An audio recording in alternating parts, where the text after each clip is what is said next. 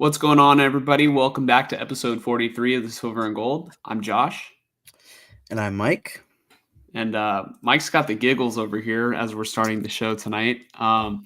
We have a couple topics to go over today. First, we're going to be getting into some breaking news. Then we're going to be getting into the Raiders 2024 draft recap. Then we're going to be getting into Raiders free agency updates. And then at the end of the show, we're going to be getting into the 49ers 2024 draft recap. So, Mike, do you want to tell everyone about the breaking news? Yeah, breaking news. I almost choked on my water. Oh, is that why you were laughing? Yeah, that's why I was laughing. Okay. All right, I thought you were clowning me, like, what's up, guys? You know, just like, no, I'm like, we're 43 episodes into the same thing, Mike. Like, get it together, man. I was coughing right up until, like, we came back on the screen, and I was like, okay, hold it together.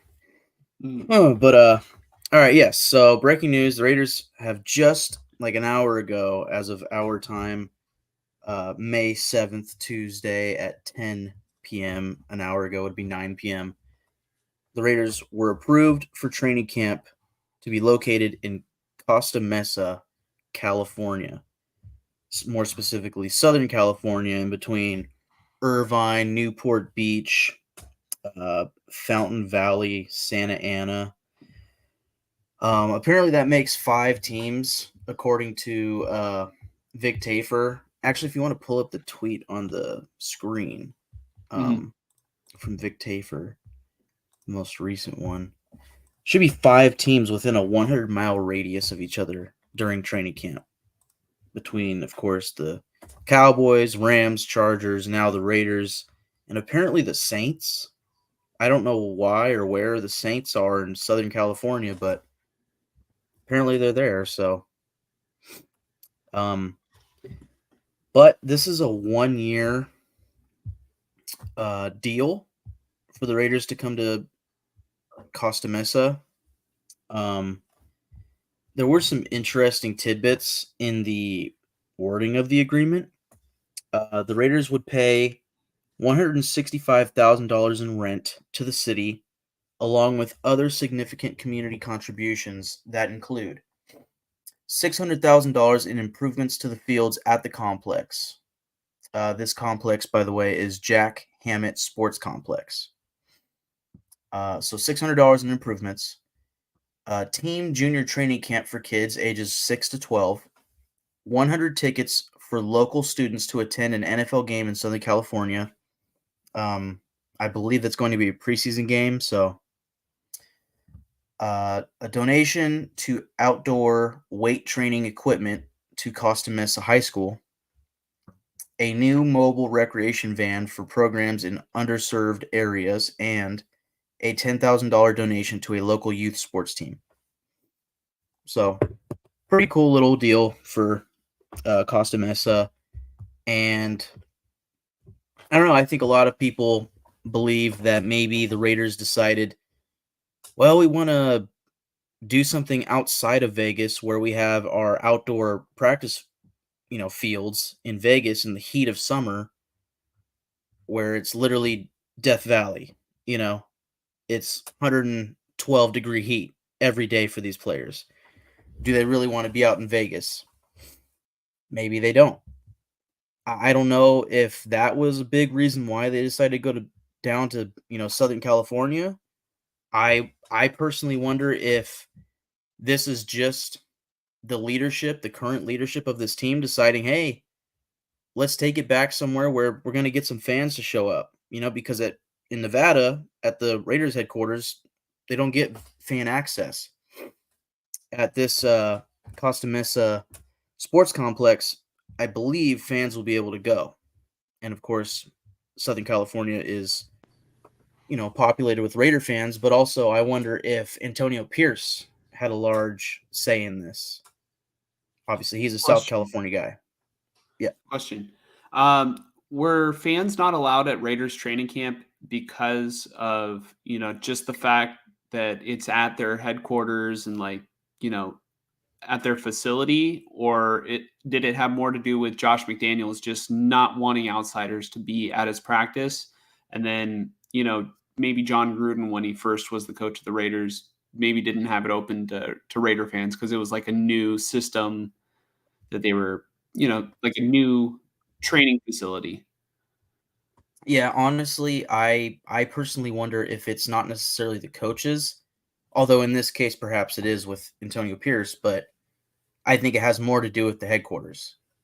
I wonder if, you know, the brand new headquarters, whether it's just not very accessible for fans to go through without like maybe interfering one way or another. It's not like, they have just some side gate to send them down. Like if they go through the main doors, is it like boom cafeteria, boom weight room, boom this, and they're just like oogling and ogling while the players and coaches are trying to work. I don't know. I Hmm. don't know the setup for the headquarters. Obviously, I've never been there. Um, but that's just kind of my assumption from a fan's Yeah. perspective. Well, we know somebody, we had somebody on the show who talked about their experience going to the Raiders training facility when the 49ers and the Raiders did their joint practices. And of course, we're referring to Grant Cohn, who was, generous enough to come on the show back, like, I think it was like episode 7. But Yeah. he had mentioned that like they had the media set, a couple fields away, so you really couldn't see anything. And Mm. I'm thinking it was a Josh McDaniels kind of thing. And obviously Greg Papa was pissed off, according to Grant.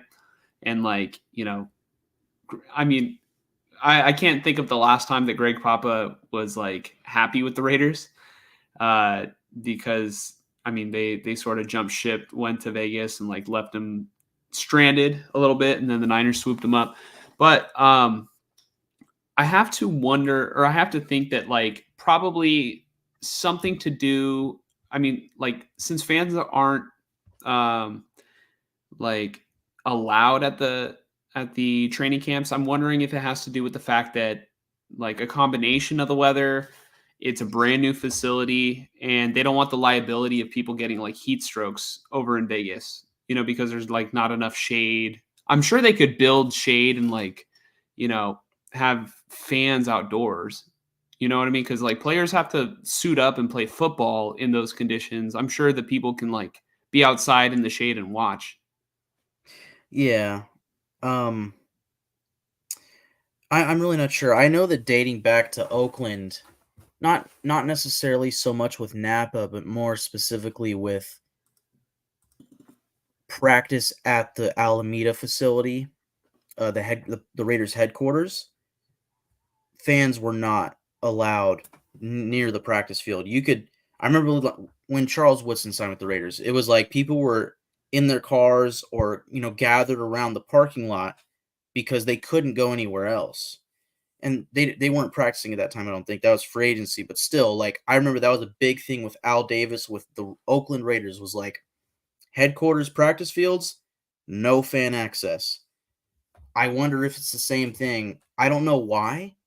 I don't know if it's a Davis family thing. I don't know if it's a headquarters thing, or maybe it's just a Raiders brand thing that dates back to Al Davis. I'm not sure. Again, I wonder if it has to do with accessibility. Maybe there's no bleachers. I don't know. I'm sure for the media there is, but maybe there's not enough for the fans. I have no genuine idea. As far as the weather, yes, like in Vegas, peak summer heat. Yeah, that's a thing for sure, but I don't know if it's really about being liable and more about just how the Raiders run their headquarters. So I think if anything, maybe this is again Antonio Pierce, or it could even be Sandra Douglas, the Raiders president, deciding, you know what, we should have the fans there, or you know what, we shouldn't have our players at risk of heat stroke. Which I mean, South California is going to be hot too, but it's not Death Valley. it is a difference. So I'm not I sure. think I think you bring up a great point because I want to say that when my brother was probably in elementary school or middle school, he had a field trip to go to the Raiders headquarters in Alameda back when they were, still the Oakland Raiders. And this was back when Randy Moss was a Raider. And I'll never forget. So I guess they had a field trip. They went, and then like they were able to go up and see the headquarters, and I think players were like signing autographs as they were pulling up to the facility in their cars. I don't necessarily know you know, uh, the reason as to why there was like a field trip or some sort of gathering there, with a bunch of my brother's like, classmates. But one thing I do remember is not going in. Like we were on the outside gates, and like it was like the players were trying to get into the gated, facility going in. I remember I went with my dad. I think my dad might have been like a chaperone or something, for the trip. And like there was I was an elementary school kid. I was very young, and I just remember there being like a lot of cussing in the music that was playing, and I was like, "Whoa!" Right? And my dad's like, "Oh, just ignore it," you know.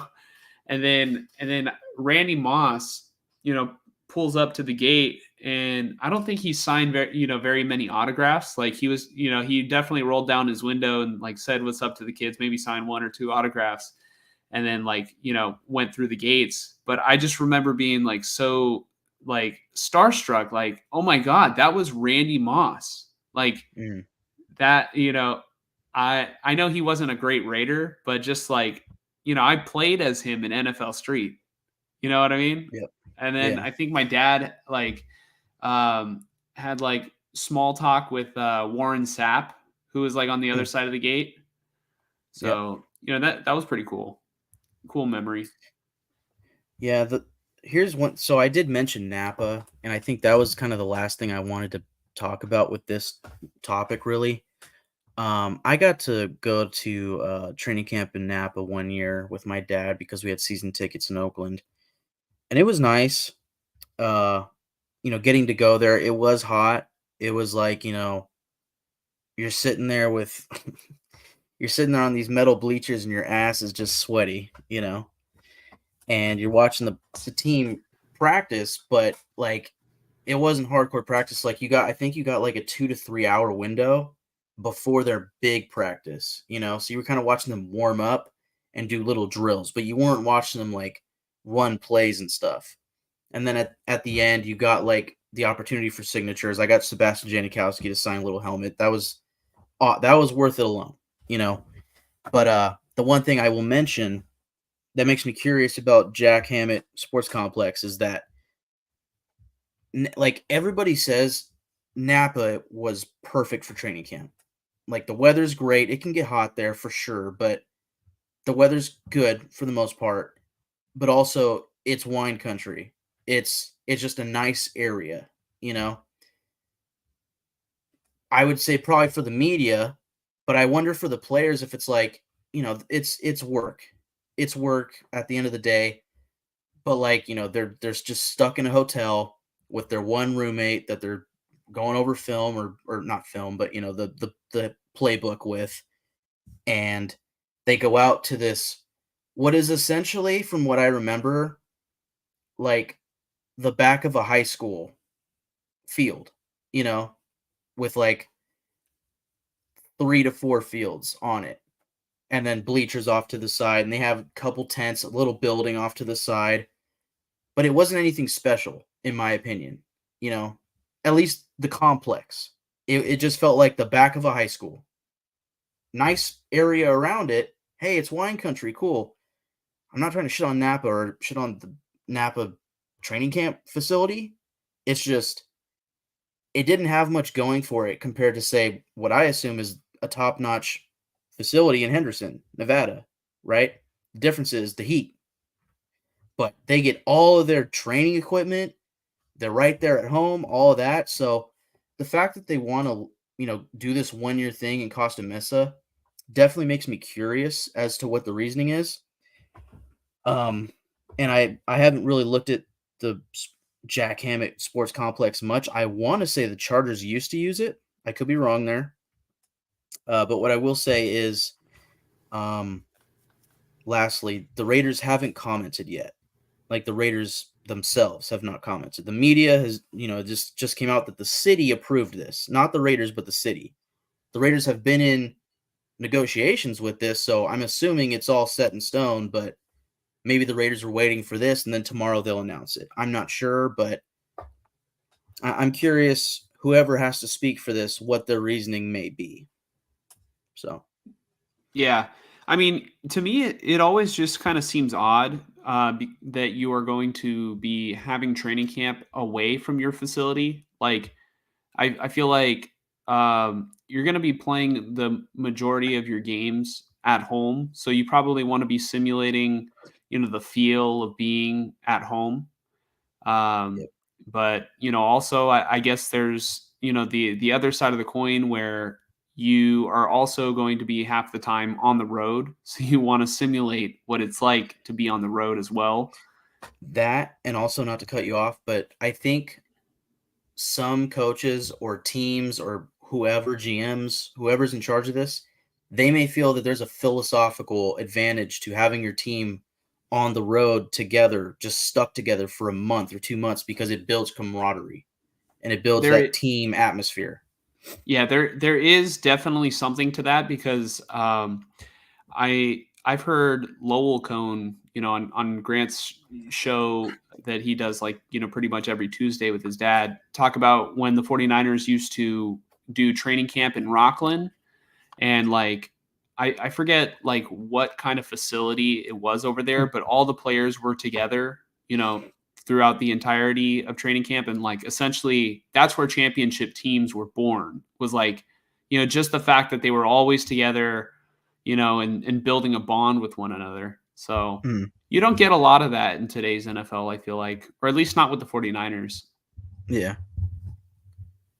Like they do their training camp over in Santa Clara and like the fans are able to go, but it's not like, I feel like after practice, it's just like, you show up to work, business usual. After practice, you go on your way. That's my interpretation of it. Can you hear me? Yeah, I can hear you.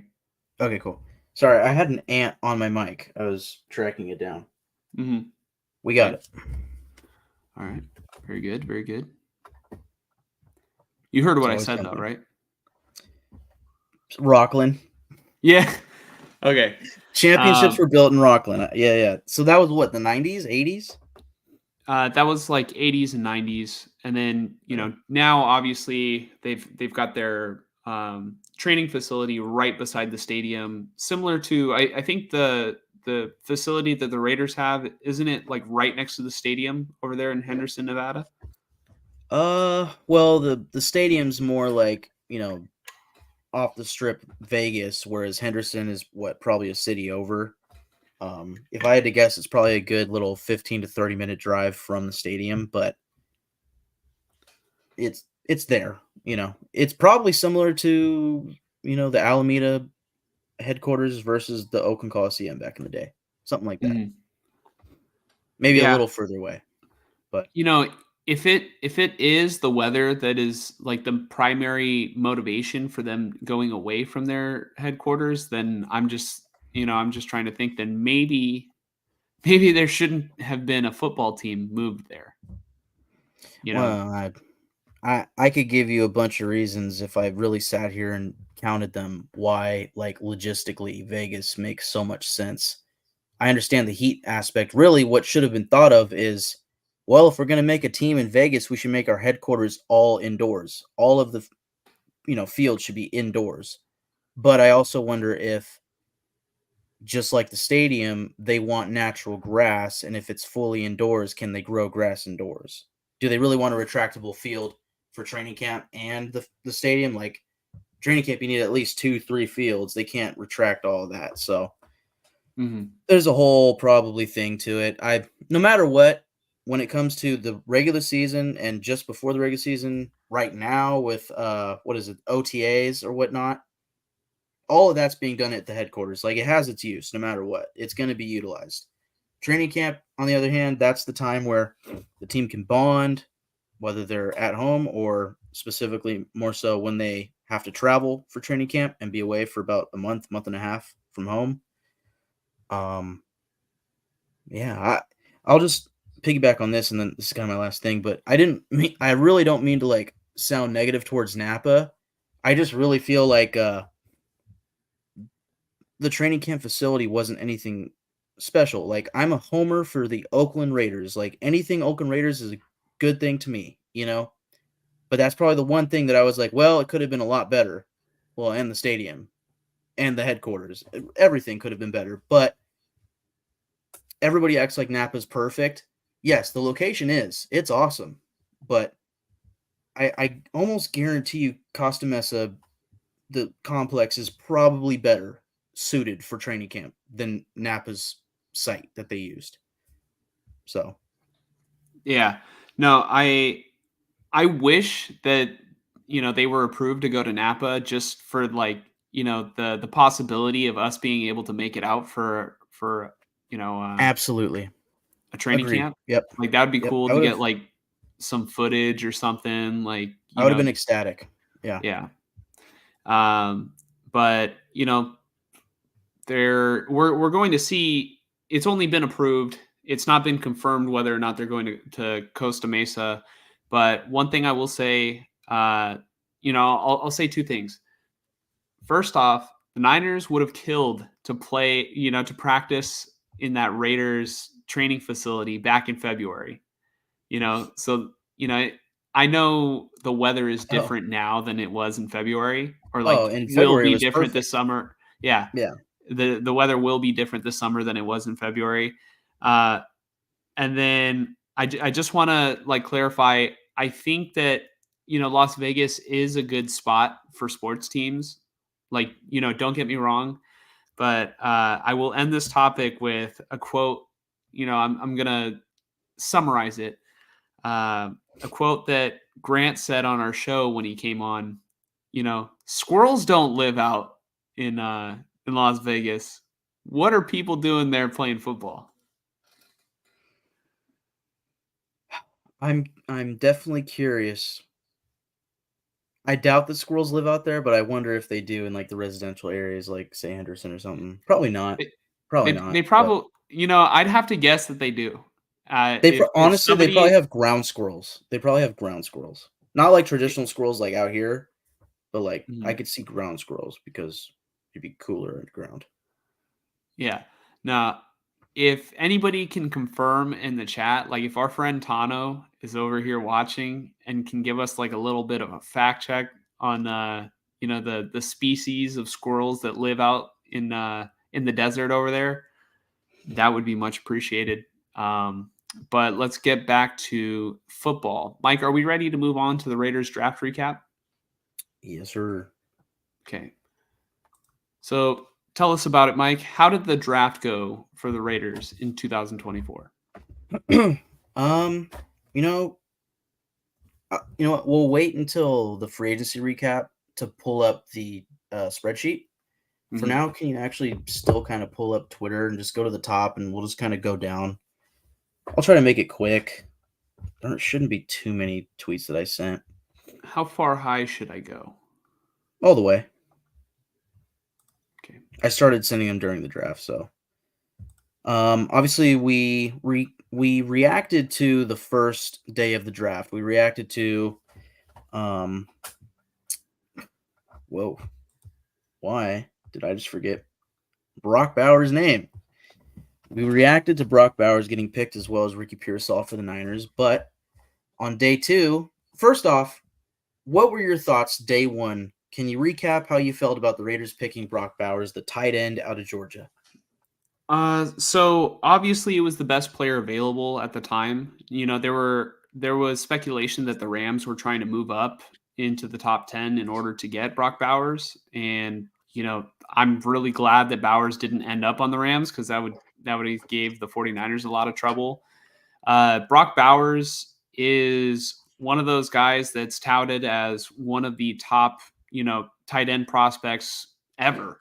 He's like he's kind of up there with like the hype that Kyle Pitts got when he was coming out of college. I know they went to different schools. Kyle Pitts came from Florida, and uh, Bowers is coming out of Georgia, like an actual legit like contending school for national championships. I know it doesn't necessarily matter how successful the program is, when it comes to players. Like if the player's good, the player's good.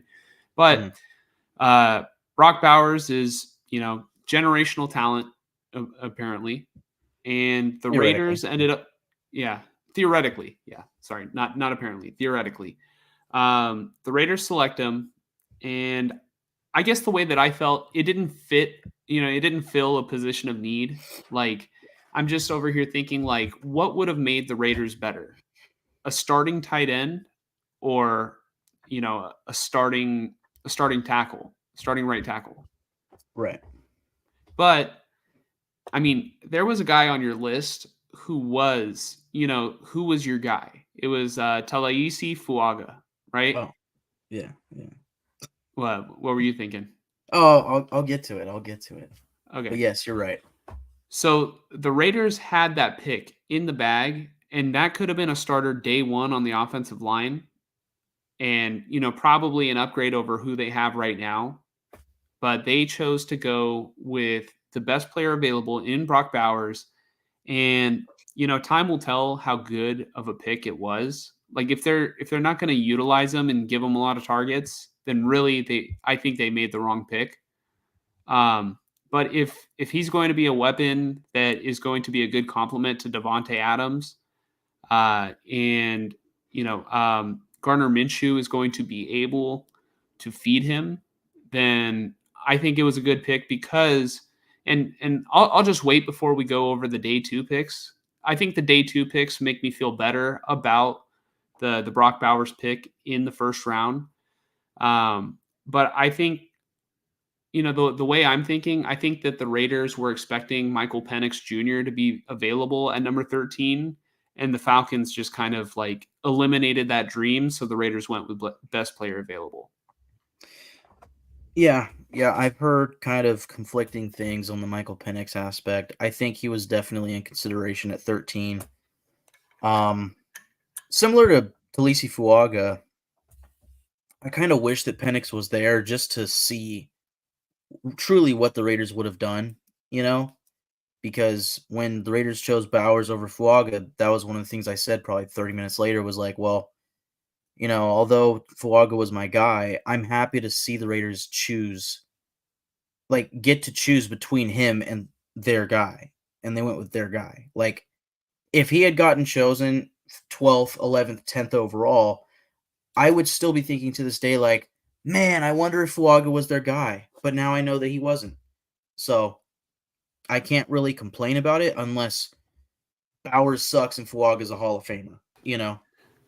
Hey, I'm like cracking up over here because I just remembered uh like what happened on day one, like with surrounding the Broncos.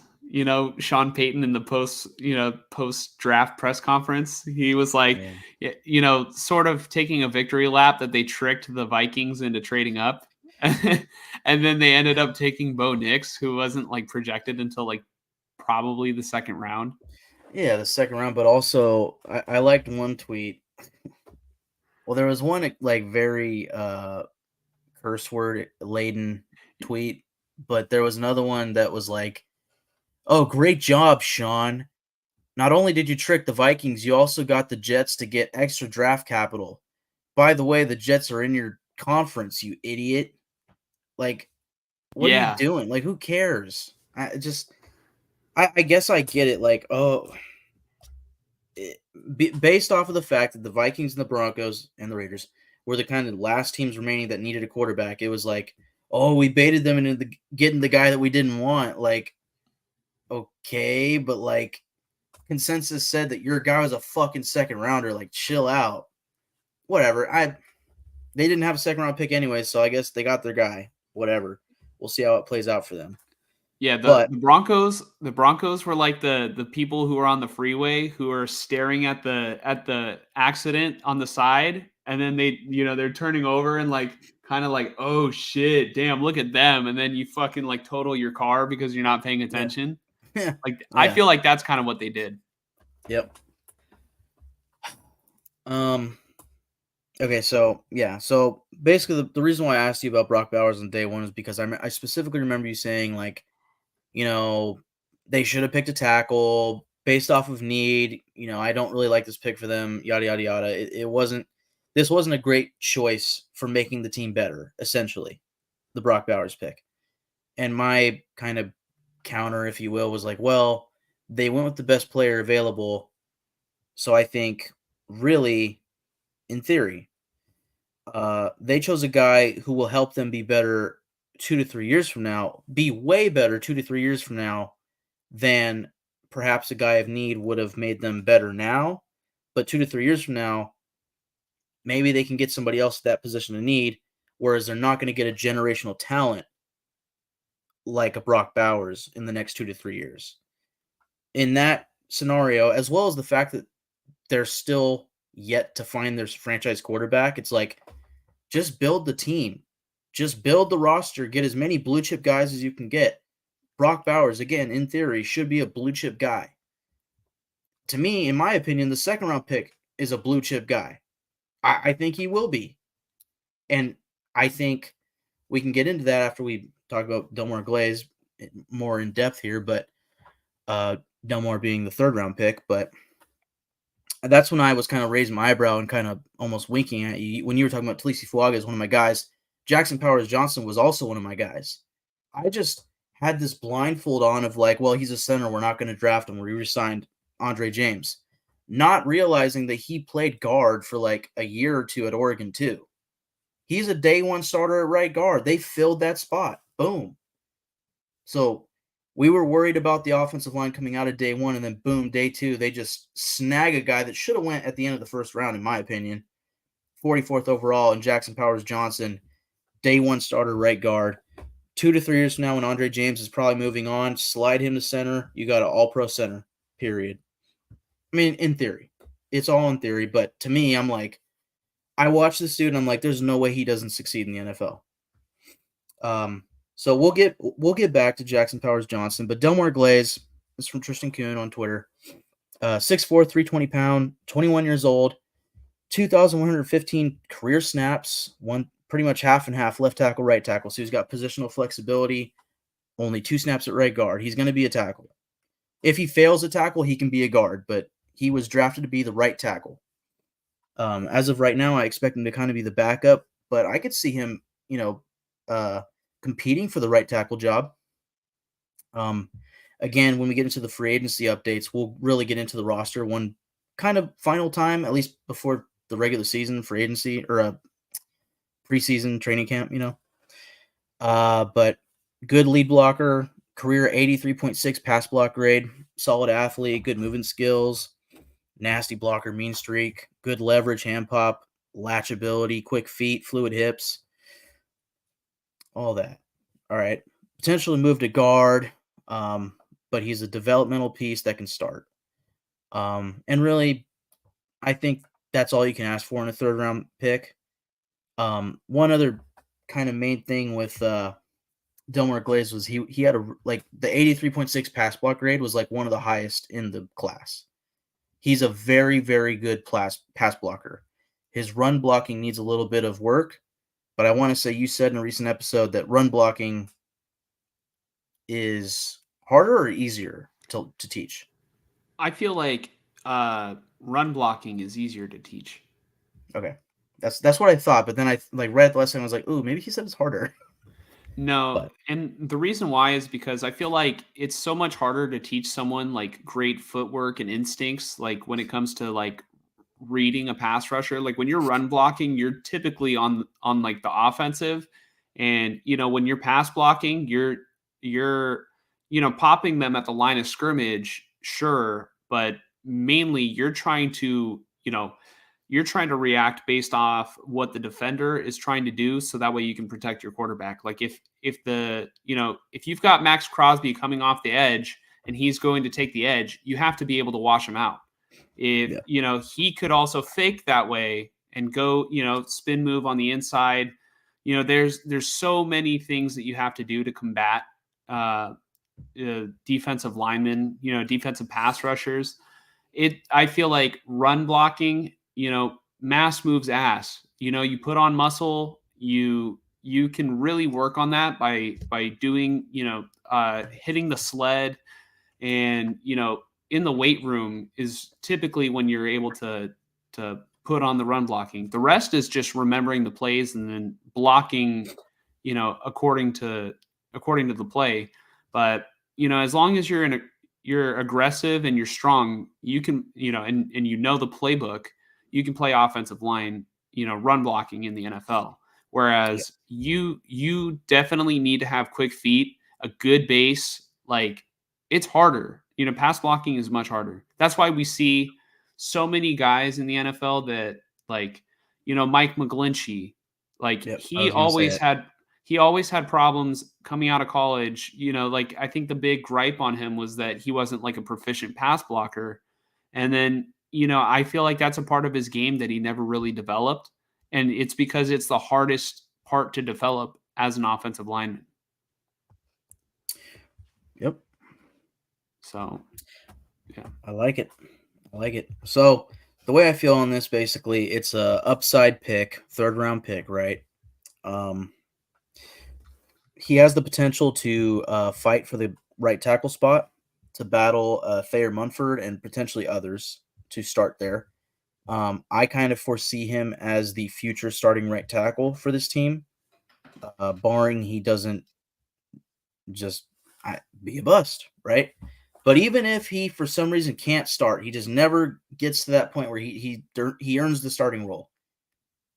He's played half left tackle, half right tackle. He's a perfect swing tackle. So I think no matter what, he will have a role on this roster for the next 4 years, so long as he's not absolutely godforsakenly horrible. So I like the Delmar Glaze pick. I want to say he also goes by DJ, but I could be wrong. As far as the tweets, could you pull up the Tristan Kuhn, Jackson Powers Johnson breakdown? It looks just like this, but it's for Jackson Powers Johnson.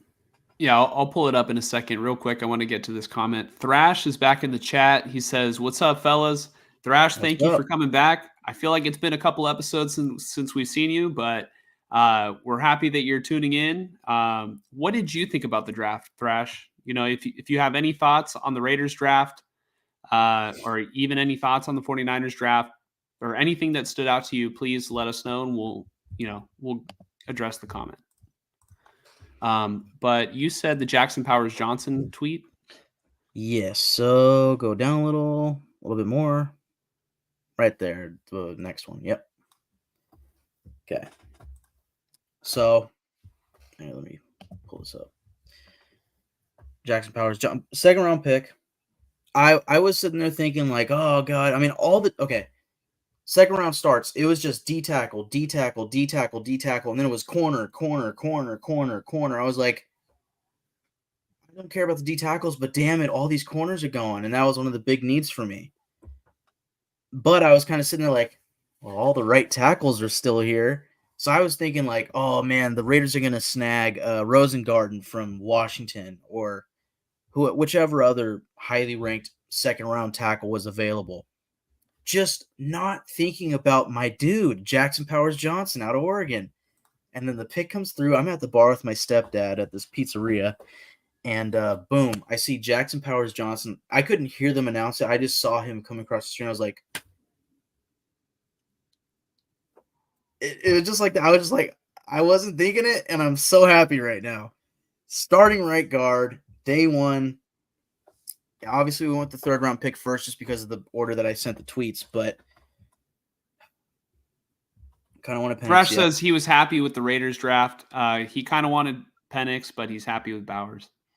Yeah, I dig it, man. I agree. Penix would have been cool, but I'm very happy with Bowers, and I'm not sure if you were here when I explained it, but basically the way I feel is I think in theory the Raiders got a blue chip guy that can affect this team larger, especially when they finally do get their franchise quarterback. Bowers can be a guy that affects his team in 2 to 3 years way more than, just any other reach of a pick like the Raiders would have usually done. You know, getting the best player available. Maybe he's not the biggest need right now, but in 2 to 3 years, he's going to be a star player for this team. I can't complain about that. I'm happy with it. But basically, with Jackson Powers Johnson and Delmore Glaze, we mentioned coming out of day one, it was like, man, they really have these needs on the offensive line.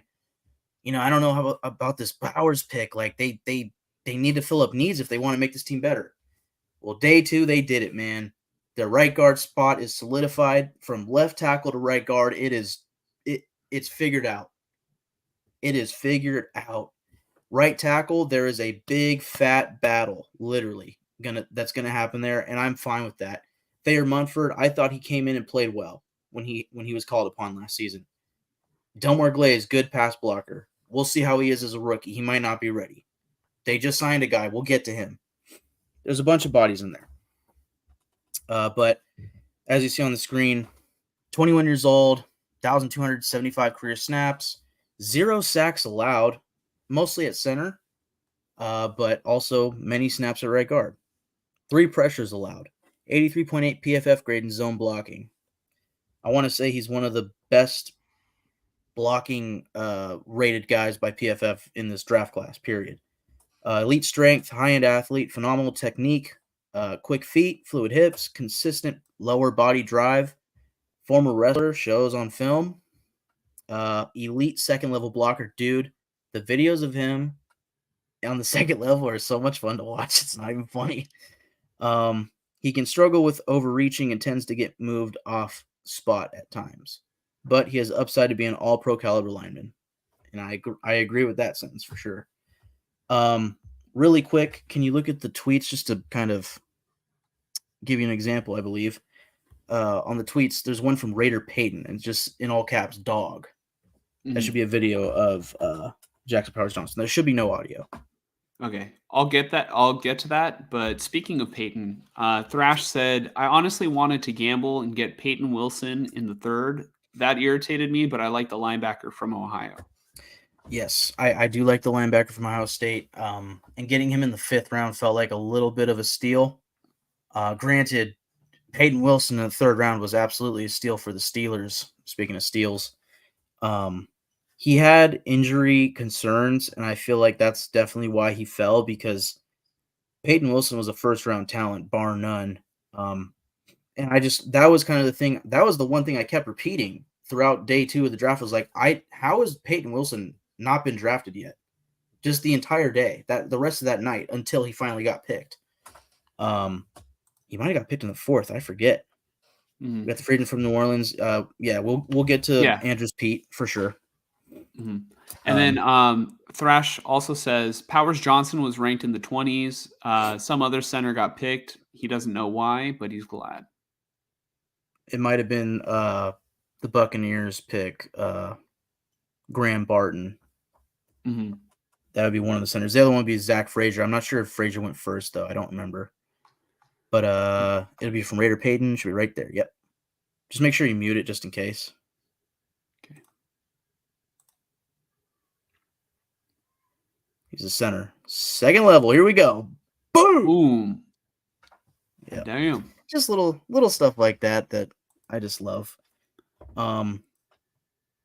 There's not much else that's more fun than watching a guy just tranquilize a defensive back when he's 100 pounds heavier than him. You ever see the look in a man's eyes right before he dies? Yeah. Oh, man. But also just in line. Just in line, dude. Jackson Powers Johnson is just he's built like an NFL lineman. Mm-hmm. Thrash says, he was also very excited too because he couldn't believe that he was still available.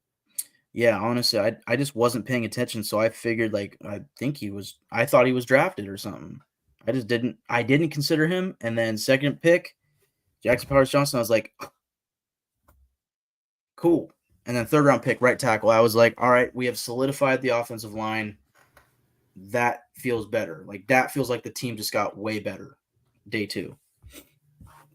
He was one of the players that I think that you convinced me to want for me to want the Niners to go and get. That's my thing, dude, is like if the Niners had picked Jackson Powers Johnson at 31st overall, not only would I have said that's a home run pick, I think that would have been a better pick than Ricky Pearsall. Granted, both of them are my guys. I think Ricky Pearsall is a great pick, but like that's what the Raiders just got at 44th overall. I'm ecstatic. That's the best pick of the draft for me. Mm-hmm. So, and I'm not going to take too much longer than the rest of the class. 4th round pick, Decameron, I want to say is how it's pronounced. Richardson. 23 years old, so a little older. 4.34 40, 9.65 RAS, relative athletic score, highest at corner. So 4th round corner, developmental guy, pure athlete, the top athlete at corner in this draft class. If you're going to get a developmental guy, that's the way to go. It's kind of like, and I'm not going to compare him to this guy because it's not fair, but it's like the Seahawks taking Richard Sherman in the 5th round. Like, oh, developmental guy, whatever, lanky, good speed, yada, yada. We can teach him up. What does he become? Hall of Famer, right? At least he should be. So, again, not comparing there. I'm not saying he's going to be a Hall of Famer. I've seen this time and time again with the Raiders where they get some developmental corner in the 4th, 5th round, and it never works out. Hopefully this is the one that doesn't not work out. But granted, I like the pick. I do like the pick, especially another position in need. Let's see. And then 5th round, Tommy Eichenberg. Also 23 years old, 7.82 relative athletic score, 268 tackles, 21 tackles for loss, 3.5 sacks, 2 interceptions, 11 pass breakups, fumble recovery, forced fumble, 2 touchdowns, 121 run stops, allowed 54 out of 70 for 572 yards, 2 touchdowns, 102 QBR. So not the best in a pass coverage, but as far as a run stuffing linebacker, honestly, to me, he kind of feels to me like a Robert Spillane, And I almost wonder if this is sort of a the type of draft pick where maybe it's like, well, just in case in a year from now Robert Spillane's contract runs out and we can't re-sign him, we have Eichenberg, the potential future at the linebacker position for this team. Let's see. I'm trying to think. There was somebody else that I'm not. Oh, yeah. 6th round pick, Dylan Lobby, or Lob, however you say his name, running back out of New Hampshire. This was a guy that I talked about on our pre-draft show. My friend who's an Iowa fan said he was a big part of the defense. Yeah. That's definitely what I've heard. Probably Talking a big about Tommy Eichenberg. Yeah, Eichenberg, the linebacker. Probably a big tone setter. Again, like honestly, the way he sounds to me, he just feels like Robert Spillane 2.0, And whether they decide to have Spillane and Eichenberg in a season from now in 2025, or if they decide to keep Divine Diablo and have Eichenberg start opposite him, we'll see. We got Diablo and Spillane with 1 year deal, 1 year left on each deal. We'll see where that goes at linebacker. But we have Eichenberg sitting there with 4 years on his contract, just waiting in the rafters. So we'll see how he goes. As we got past the Eichenberg pick in the 5th round, they covered tight end, again, not a need, but then guard, tackle, corner, linebacker. They were checking off all the boxes. The only one that they didn't check for me up until the 6th round was running back. And between the 4th and the 5th, well, the 4th and the 6th round, it felt like all of the running backs were taken quickly. Oh, absolutely. I absolutely trust whoever Pierce likes at linebacker. I agree. And when our 6th-round pick came up, I don't know if I texted the group chat or somebody. I said, man, if the Raiders can get Dylan Lobby, I'll be so happy, because he was the last running back that was left that I felt was really worth picking. Not high, but in the 6th round of the guys that were left. And they did. And on the pre-draft show that we had, I kind of said that he's like a Austin Eckler, you know? And I mean, it's a pretty, like, I know in his peak, it's like 20 touchdowns, 1,200 yards, whatever, just killer for the Chargers. But I'm not expecting that. But what I am expecting is a guy that was drafted low, whereas Eckler, I want to say, was undrafted.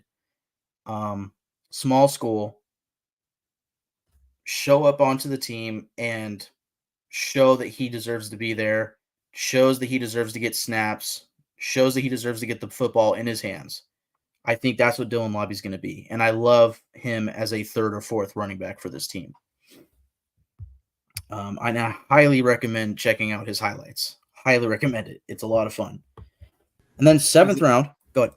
As a nice little segue, I was saving this comment for here. Thrash likes the guy from Air Force because he lives next to the academy. Oh, interesting. Okay. Yeah, you want to tell us who that pick was, Mike? Yeah, actually, how about you pull it up on Twitter? It is going to be tweet from Raiders PR. Trey Taylor. Raiders PR.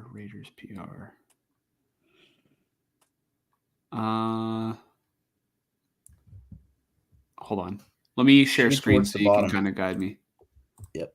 Should be towards the bottom. All right. One more. Yep. Got it. All right. Trey Taylor, 7th round pick, our first of 2 7th round picks. Yeah, I agree. I love this pick. I don't usually say that about 7th round picks. And honestly, this wasn't a guy that I specifically looked for and like watched his highlights or tape or whatever. I actually caught a tweet from PFF Sam, I want to say is his name.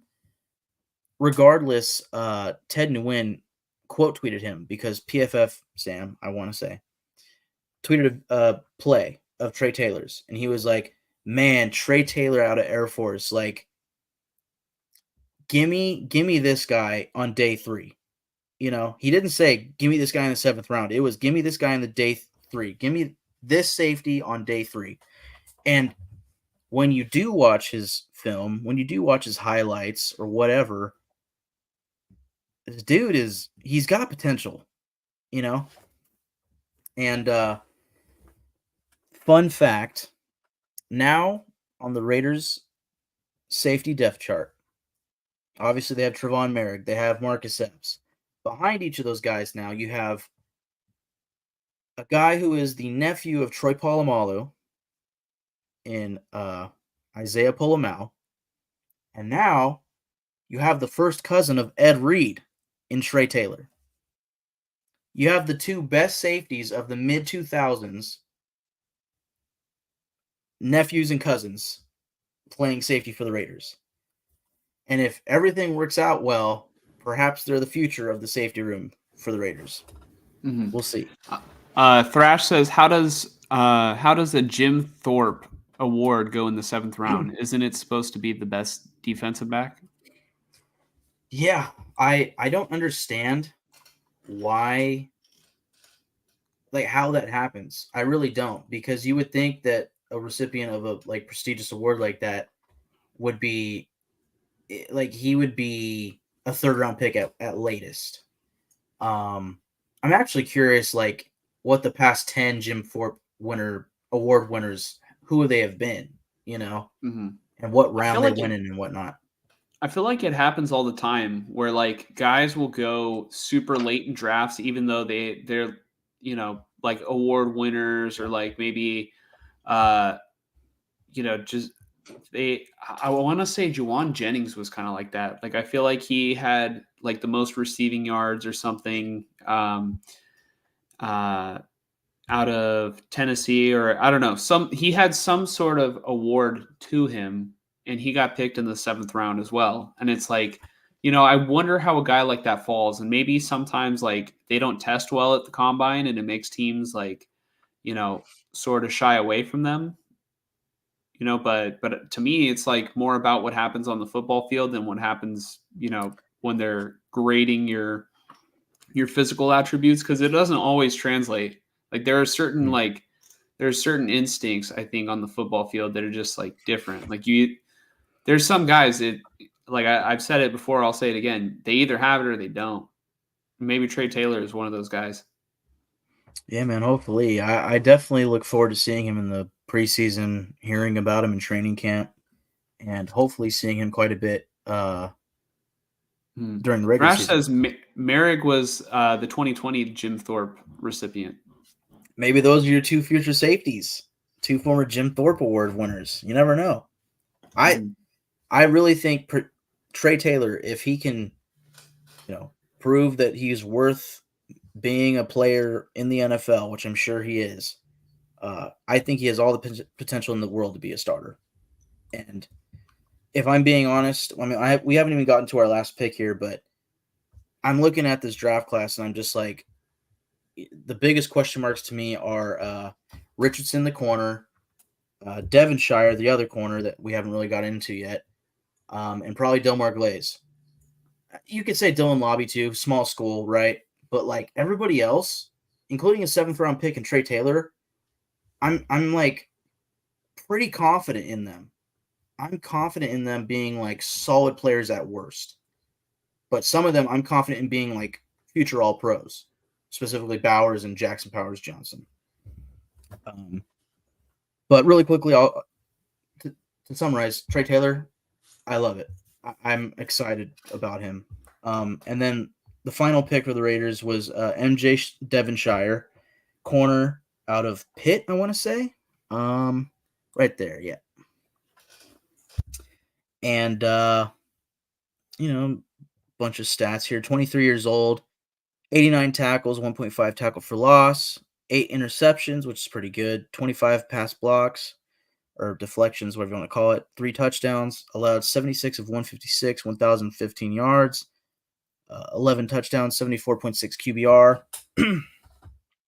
You can read so PBU stands for, I think, pass breakups. Pass breakups. Passes broken up. Pass broken up, deflections, whatever you want to call it. Every time I see it, I just see pass something and I go, deflections or whatever. Whatever comes to mind. Peanut Butter University. Yes. Yeah. But I think for a 7th round pick, Devonshire is a pretty nice little, nice throw, a nice dart throw, and also apparently he was a punt returner as well. So he might have added special teams value to provide to the Raiders. So, yeah, speaking of special teams value, going back to the Dylan Laub pick, Thrash thinks that he might do well at returns, and with the new kick rules. Yes, and that was a big reason why I really wanted him in the 6th round. Was not only did I feel he was a worthy running back candidate in the draft, I also felt if the Raiders want a kick returner, and especially if they need one, like if this new rule change is a big deal, which you and I have talked about on this pod before, we had a whole segment on it, and just reading the rules out loud, it was like, this feels like a big deal. This feels like a major change. Mm-hmm. And I think having a really good kick returner is huge this season, especially. So, yeah, it very exciting. And along with Devonshire, who's apparently a punt returner, and there's a few other guys that the Raiders got as undrafted free agents that might have kick return potential that I will get into pretty soon here. Mm-hmm. By the way, Joel says salute. Joel, welcome back. Always good to see you in the chat. Yes, sir. Rash provided an update. So, with the Jim Thorpe Award winners. So Trey Tomlinson, TCU 2022, Kobe Bryant, Cincinnati 2021, Trevon Merrick 2020, Grant Delpit, LSU, 2019. Cleveland Browns. Yeah, the funny thing with Kobe Bryant was he won the award, and his teammate was Sauce Gardner. So it's funny how it works out. I couldn't tell you what causes who. Well, obviously it's being a great defensive back. That's what causes you to win the award. But They just weren't yeah, digging the sauce. well, I almost wonder if Sauce wasn't getting targeted, and Kobe Bryant was just getting a bunch of action, and he was doing good with that action. So no, that's a lot of good names in my book. So I am very excited to see where Trey Taylor progresses on this. Are we Raiders ready roster. to move on to the free agency updates? Yes, sir. You Okay, could pull so up that good old dandy spreadsheet. look at this. Look at this beautiful thing. It's She has just for the been wrong team. updated. Yeah. So yeah, let's start at the bottom. If you could zoom out a little bit. Yeah, are you still able to read the names if I zoom out? Yeah. I can. Why don't Yeah. I zoom in and then, I'll just kind of center it on here. Sure. Well, And if then you go as up, you talk about the players, I scroll more. yeah, go ahead and go up. We'll just look really one last time at the draft picks. So there they are in like numerical order next to what pick they were. I'm not really going to go over like the my guys and all that stuff, but I have them highlighted. Some of the guys that got picked, like Powers Johnson to the Raiders, Pearsall to the Niners. But as far as undrafted free agents, down below, we have Carter Bradley at QB. That is the son of Gus Bradley, the defensive coordinator, formerly of the Raiders, now of the Indianapolis Colts. So a little bit of Raider ties there for Carter Bradley. Andrew Coker at tackle. I want to say he will battle for the right tackle spot, but he's an undrafted free agent. It's very unlikely that he'll be the starter. Ramel Keaton at wide receiver. Ron Stone Jr., defensive end. Ron Stone, Josh, I actually haven't looked this up, but his name is familiar. Can you tell me where it's from? Ron Stone. Is it familiar from his father, Ron Stone? That's a fantastic guess, given that his name is Junior. Yes. Okay, let's see. Is he some sort of second cousin to Dwayne the Rock Johnson? No. Ron Stone Sr. is a former NFL football player. He was an offensive guard who played for the Dallas Cowboys, New York Giants, San Francisco 49ers, and Oakland Raiders. The reason why I remember that name is because he was on the Niners, I want to say, in NFL Street. Oh my God! I think. All right, let me look up. Yeah. Ron Stone, NFL Street. 2-time Super Bowl champion, 2-time All-Pro, 3-time Pro Bowler. He played with the Niners from 2002 to 2003, Raiders 2004 to 2005. I'm assuming he won Super Bowls with either the Cowboys or Giants. I can't find a picture of him on NFL Street, but obviously the next time you and I play, we'll look at the rosters. Yeah. Yeah. So this is Ron Stone's son. Oh yeah, man, dude. Yeah. We name drop NFL Street quite a bit. Our favorite game for sure. Yeah. We still play it till this day, or to this day, and we keep track of like who, how many times each of us have won against the other. And, because we do all these pickup games and everything, Mike currently, I think, has, what is it, an 8-game lead on me, or like anywhere between 8 and 11 games. So like we've played like over 100, and, I think Mike is just like a tad bit better than I am for now. Yeah. That is one of the most all-time fun games. I wish they would re-release it in its original form with current rosters. That's all I want. I'm tired of Madden. Give me NFL Street 2025. Yep. Period. But it's moving on. It's the best football game of all time. Oh, easily. Moving on, Tulu Griffin is another. Okay, NBA Street. Yeah. I never played it, but I've seen, clips from it, and it looks like it was a lot of fun. Yeah, I played Um, Volume 2 a little bit, but okay. it like way past its prime. So, Yeah. I just wish EA Big would come back, really, because then oh they yeah. would do it. But Tulu Griffin, another return man, solid wide receiver. He very well. I think Tulu Griffin might have the best shot of all of these undrafted free agents at making this roster. Just solid return man, solid wide receiver. Um, I want to say he's number 81, which will give shades of Tim Brown, so that'll be interesting. But Phelan Stanford is sort of a special teams ace. Obviously, he's listed as a safety, but I want to say he's mostly notably known for special teams play. So that'd be interesting. Amari Gainer. I've heard he's a defensive end or edge defender, but everybody lists him at linebacker. I'm assuming they assume like in a 3-4 he's a linebacker, but I'm assuming on the Raiders roster he'll be an edge, so defensive end. Noah Shannon at D tackle, Clark Barrington at guard, Jacob Johanning at guard, Jeff Foreman wide receiver, Tamari Fox, not Cox, definitely Fox at defensive end. Will Putnam at center. I'm getting tired. Demarcus Governor at corner, as well as Jaquan Shepard and Rashad Williams at corner. Now those are the undrafted free agent rookies. What about, are there any updates besides, free agent rookies? Rookies, yep. Yeah. Scroll to the right a bit. Left. My bad. Left. Definitely getting tired. So maybe scroll out just a little bit. But yeah, those would be the guys. Michael Gallup was pretty notable. That was like the day after the draft.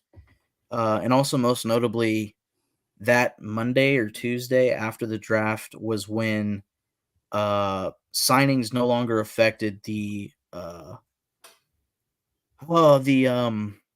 consolation picks formula.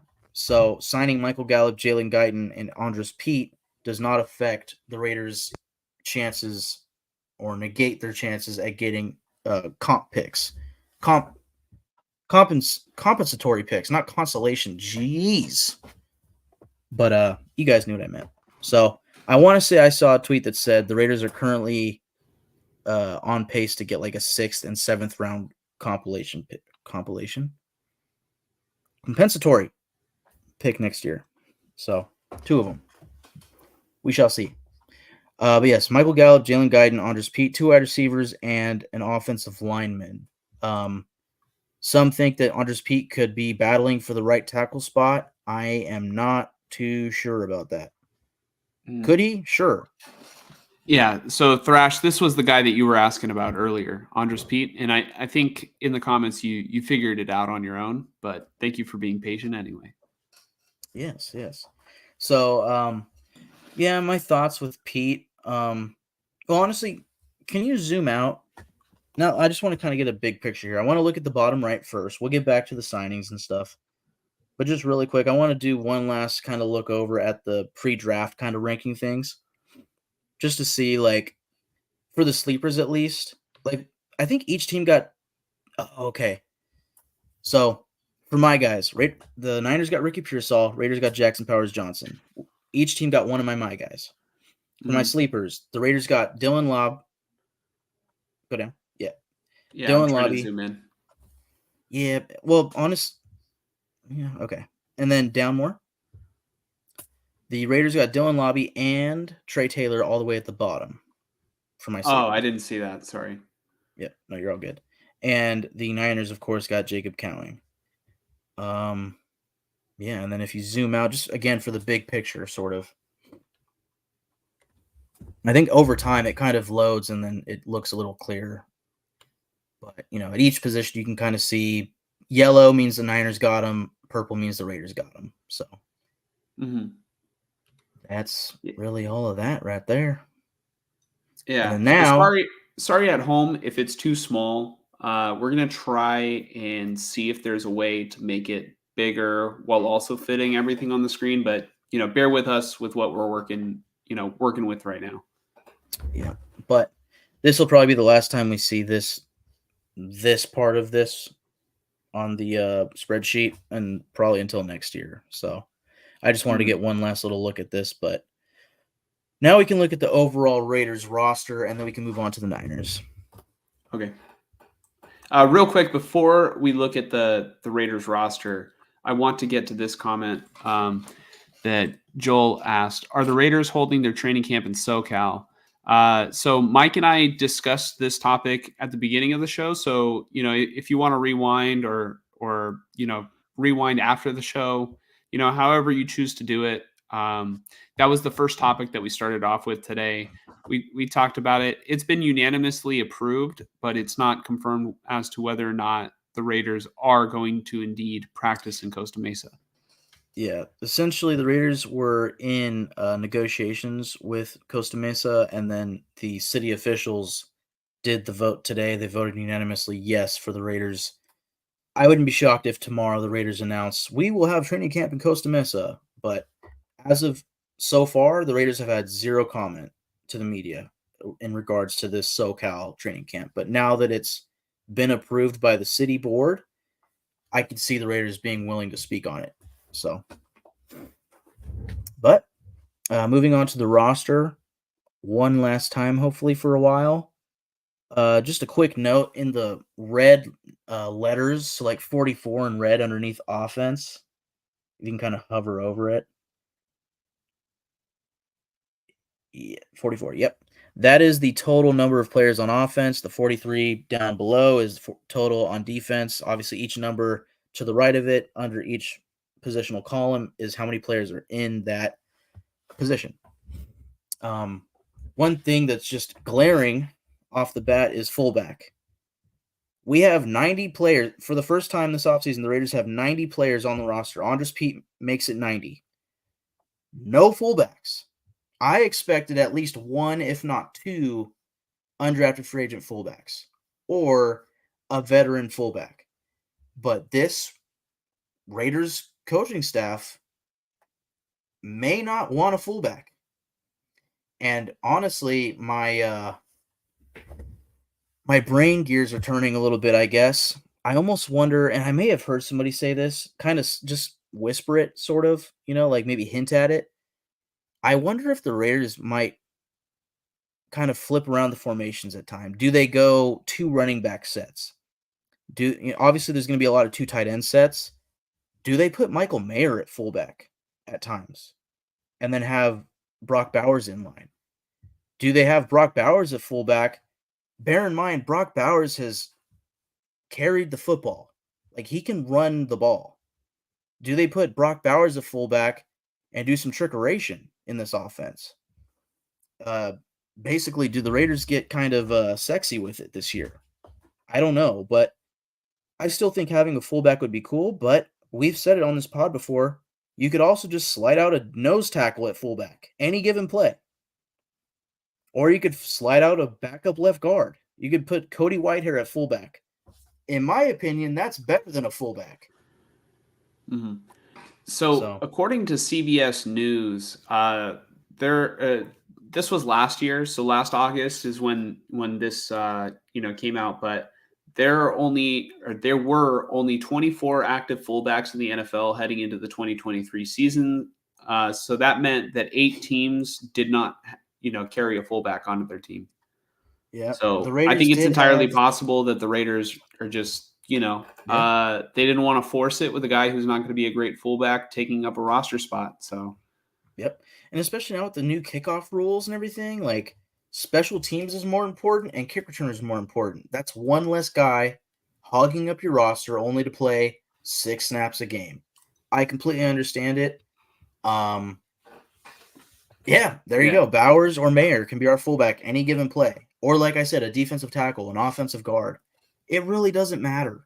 So I'm going to leave fullback as red as a big-time need, but it isn't actually a need, Really, the positions in yellow are considered the big-time needs. And then the positions in green, I would argue, just need some more young depth. Although, granted, actually, I might put wide receiver at blue. Because I think now that they got Guyton and Michael Gallup, their depth is filled out, and then you have these undrafted guys and DJ Turner who can just, are young guys that can make a difference on this roster. So I'm going to do that. Let's see. Just to show how beautiful this roster is looking. Boom. And obviously, if you look on the top left, what that means is I don't see any immediate need at those positions that are in blue. And compared to, say, X amount of years ago for the Raiders, this much blue positionally is a great improvement. I feel like, and I probably, like most Raider fans, say this every year. I hate to do it to myself. I feel like this is the best roster I have seen put out by a Raiders team. Like, this feels like the best team I have seen on paper. The only difference is Derek Carr isn't the quarterback. Like, 2016 was a good team, but on paper they weren't. That's the funny thing, But to me, seeing the progressively stronger and stronger defense, the receiving core with Devontae Adams, it's just quarterback and maybe running back that is really questionable, but the offensive line, a bunch of studs, and then you have a right tackle positional battle. Defense, a bunch of studs, and then we're just missing a number 2 corner. And then, like I mentioned, quarterback, maybe running back, but I like Zamir White. So I feel pretty good about this team. It's just the quarterback and cornerback for me right now, really, when I look at it. Thrash asks, did Chicago have a fullback last year? That is a great question. I want to say that they did. I looked it up, off the screen, and they had Kari Blazing Game as, they have him listed as their fullback, and I want to say he was probably their fullback last year as well. That is the best last name I have heard in a long time, probably since Jackson Powers Johnson. Blazing Game. He honestly should get a sponsor from Raising Cane's. They could make a commercial. Blazing Game for Raising Cane's. That was the most cringe thing that I hope to say tonight. Yeah. Good luck. All right. Well, I do want to wrap this up. I'll just quickly go over, like, at wide receiver, you got the 2 guys in green, Gallup and Guyton. Those are our most recent signings, as well as that. I have him at left tackle because he played left tackle. He started at left tackle for the Saints last year. Andres Pete. He is the one guy that isn't officially signed as of yet, at least, not on the Raiders website and such. So he doesn't have a jersey number. So I just put him at 00. Speaking of jersey numbers, well, first off, just looking at the offensive line, look at the depth. You got a bunch of, like, veterans in Andres Pete, Cody Whitehair, Jordan Meredith, who I feel are all very good depth to have, with guys in front of them that I feel are pretty damn good starters in a rookie in Jackson Powers Johnson. And then again, you have the battle at right tackle. I've already gone into that. 3rd round pick, Thayer Munford, Dalton Wagner, sort of a big time question mark from last year. I feel like they hit him on IR last year. But speaking of numbers, Aiden O'Connell. Do you see him on the top left, Josh? Yeah, he switched to TB12. TB12, man. New number for Aiden O'Connell.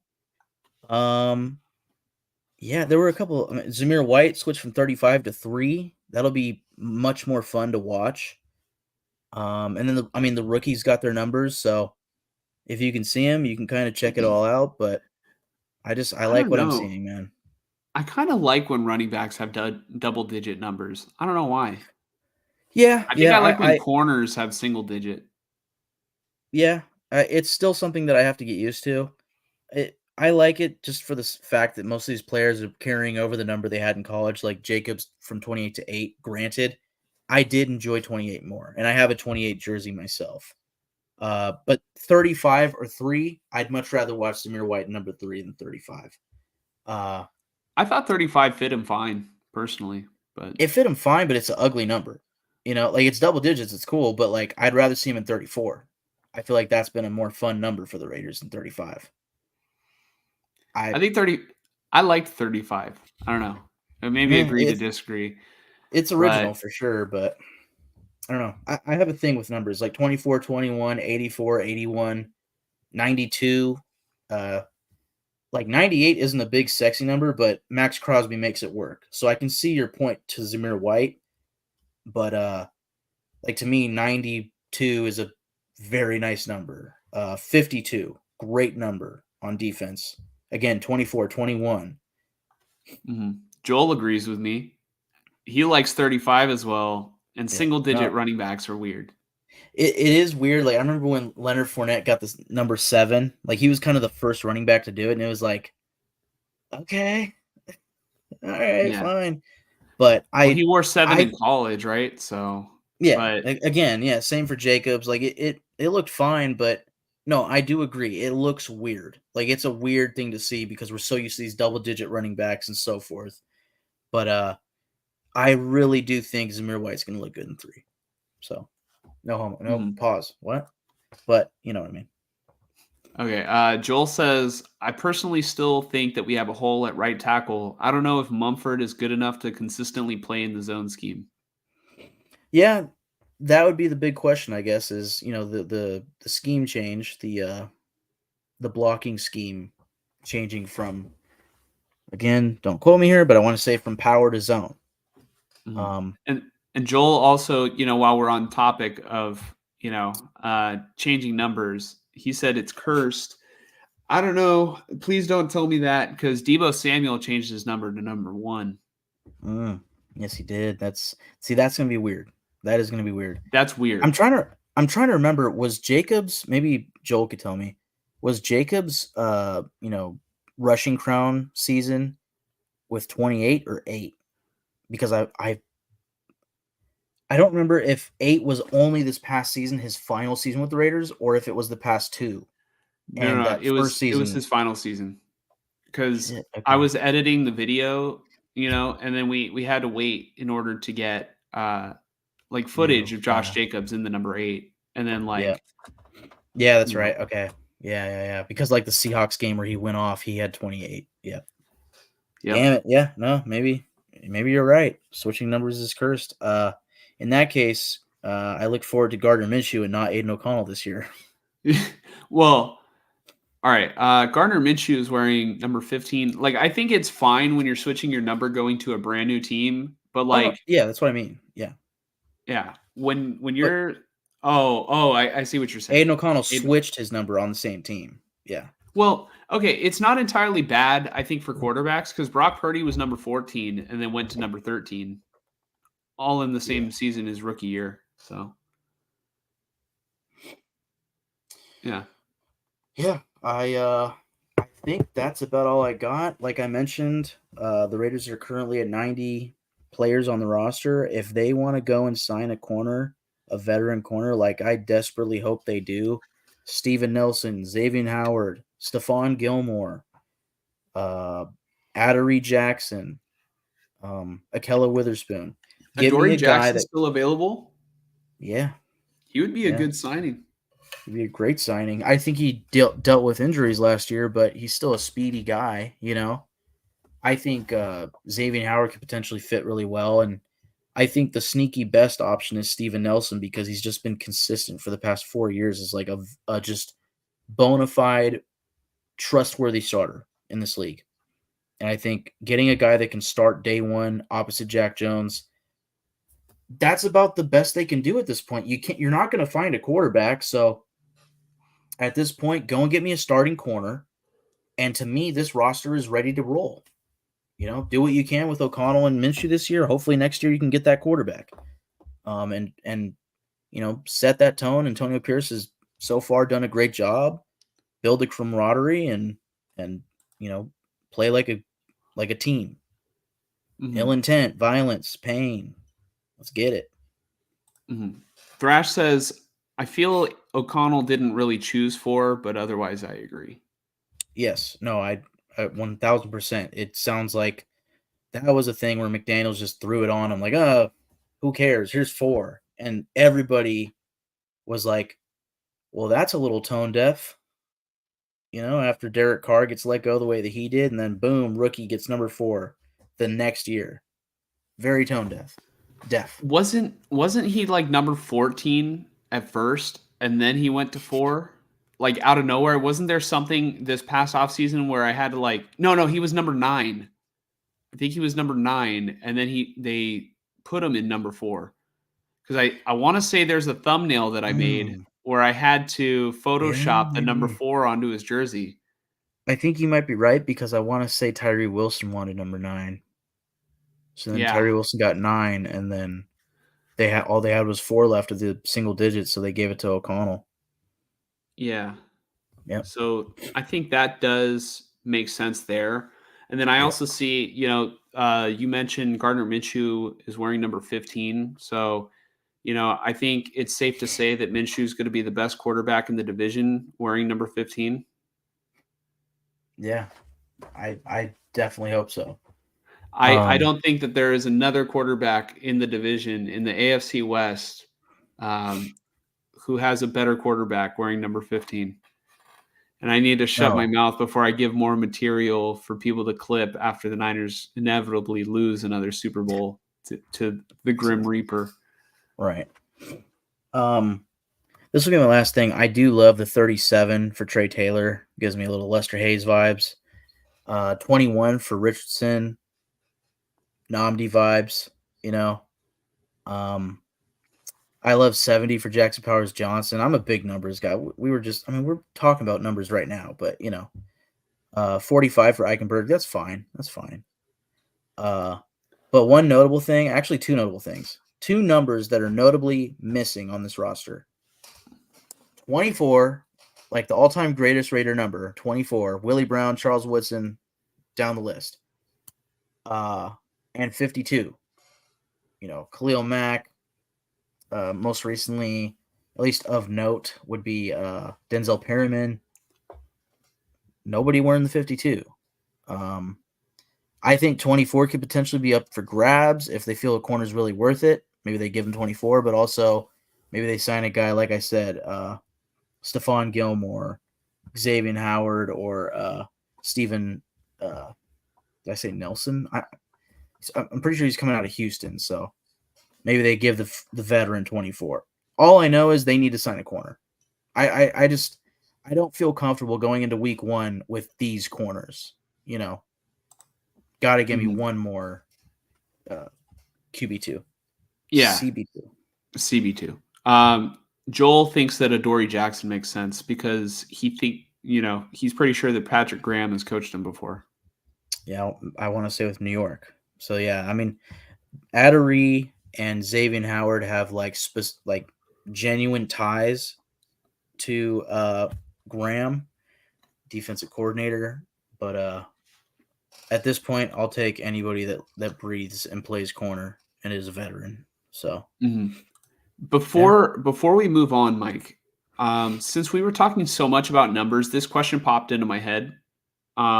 Do the Raiders retire numbers? And if so, what numbers are retired? I want to say they don't. And the only number that is retired is because it's now just not a legal number, which is 00 Jim Otto. Is it really not a legal number? Only single 0. 00 has not been allowed since I don't know when, but you could search it up. I'm sure there was probably a time where they decided we can't do 00 anymore, but we could do as recent as 2 years ago they allowed single 0. But there's nobody in the league with 00.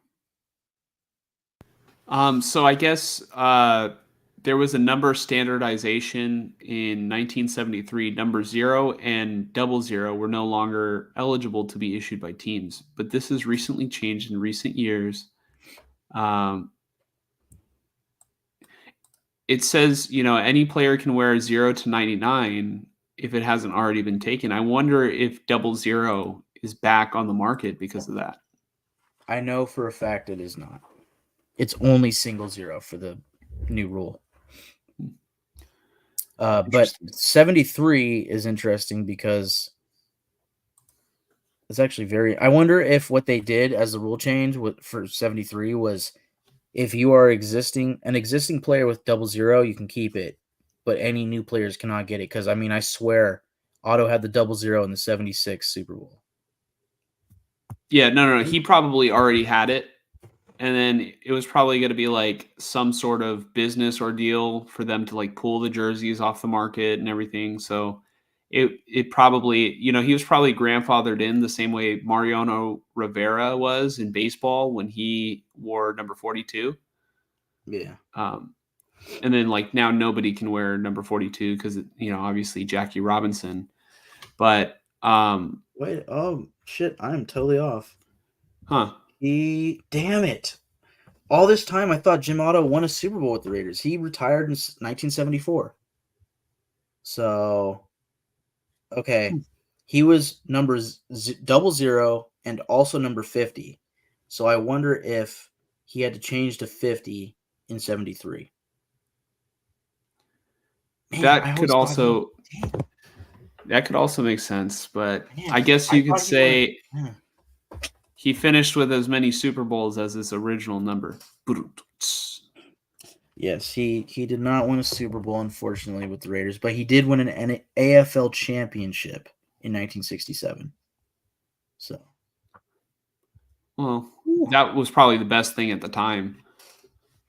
Yeah, because that'd be the American Football League, and then the National Football League was separate. That was pre-merger. Yeah, right.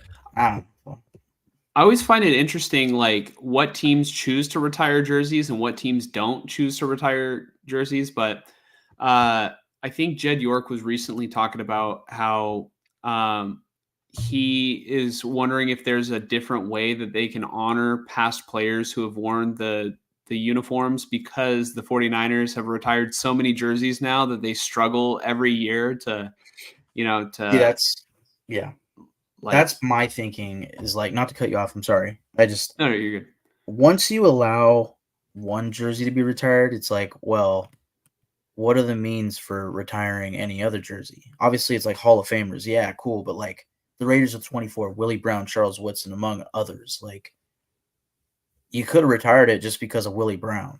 76, I want to say, was Gene Upshaw. Like that could have been retired. 75, Howie Long. What's up, Anthony? 24 there. See, to me, I'm the opposite on 24. My feeling, it's a special number. I like when they pass it on, and it's like, hey, you're putting on this jersey, it fucking means something. Which, for recent guys, besides Charles Woodson, it hasn't worked. It was like, hey, Michael Huff, this means something. Hey, Jonathan Abram, for the love of God, this means something. Okay, cool.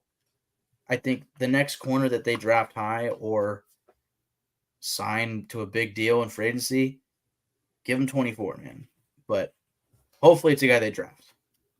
See, I kind of feel like, all right, maybe numbers shouldn't be retired because, like, I think it's really cool to see the tradition passed on. I had this idea, and like, I don't think enough people are talking about like a potential solution, but I feel like all teams should do this, and this would be like, really sick. But what they should do is, a player wears number 24, right? For the Raiders. Yep. You have to earn the right. So instead of them retiring your number, they add a patch to commemorate you, and every player on the Raiders who wears 24 has a little patch up here to, like, you live on with that number. And that would be so cool. Like, imagine you're wearing 24 for the Raiders, and then you get who was the first guy that you named? Willie Brown. Willie Brown, Charles Woodson, and Marshawn Lynch. I don't think his tenure would have granted him, a patch. But like, still, it was still imagine special. Imagine the next 24 getting, getting their patch earned onto the jersey. Like, that would be such an honor. And they could make it like so small, like it'll look like a decorated war hero. You know what I mean? And then Yep. like you could sell these uniforms. Like, don't tell me you wouldn't buy an updated Oh man. 24 jersey with like all the patches on there. Like that would be sick. And then like, the Niners, it would be like, you know, Joe Montana, you would get like a Joe Montana patch, like to signify that he wore the number. 16. Yeah. Yeah, no, that like I said, like retiring numbers, it becomes like a slippery slope because you have another good player. It's like, oh man, we really should retire a number, but oh, we got to have 90 numbers available, you know, Yeah. for preseason. So that's a little tough. And then it gets to a point where it's like, well, we really need to retire this guy's number. Maybe we should unretire this other guy, and then it's fucked up, you know. So just have a ring of honor, and then if you want to put patches or you want to put stickers on a dude's helmet, cool with me. The other idea I thought of, just to trickle off of yours, and then we can move on to the Niners. Like Michigan, I want to say like the number 2 is significant, or it's a different, or maybe it was Ohio State. There's a school that has a specific number. I think it's LSU. I want to say it's LSU, and it's like number 19 or something like that. Um, Basically, if you wear this number, you are looked at as like the embodiment of this team, like a captain, whatever. Like imagine if a franchise had a number that was like, "Hey, you're going to be a captain for us. We're changing your number to this number." That'd be kind of cool to like kind of carry on a legacy of like, "Oh, this is the ultimate Raider." Boom. But it also, yep, Woodson number 2 for sure. Uh but I could also see it not working unless it's a single digit maybe, if you're basically anything other than an offensive or defensive lineman, you could get a single digit. Actually, defensive ends could get single digits, but it'd be interesting. Like the number 1 or something. Like, oh, you're gonna get number 1. You're gonna be a captain. Yada yada yada. You're gonna carry on the legacy of number 1. You know, That's be kind of what interesting. the Cowboys do with number 88. Yep. Like Yep. they made it a big deal that I think Jerry Jones wanted CD Lamb to wear 88. Yep. But like I don't know. I feel very strongly about my patch opinion because imagine in the future, Mike, somebody dons number 98 and Max Crosby is forever cemented, Yeah. as a Raider for future generations, always going to be there. Or 75. Although the funny thing about 75, not to keep going on a tangent, but like that's such a unique number, you know? Like nobody really wears 75 as a defensive end.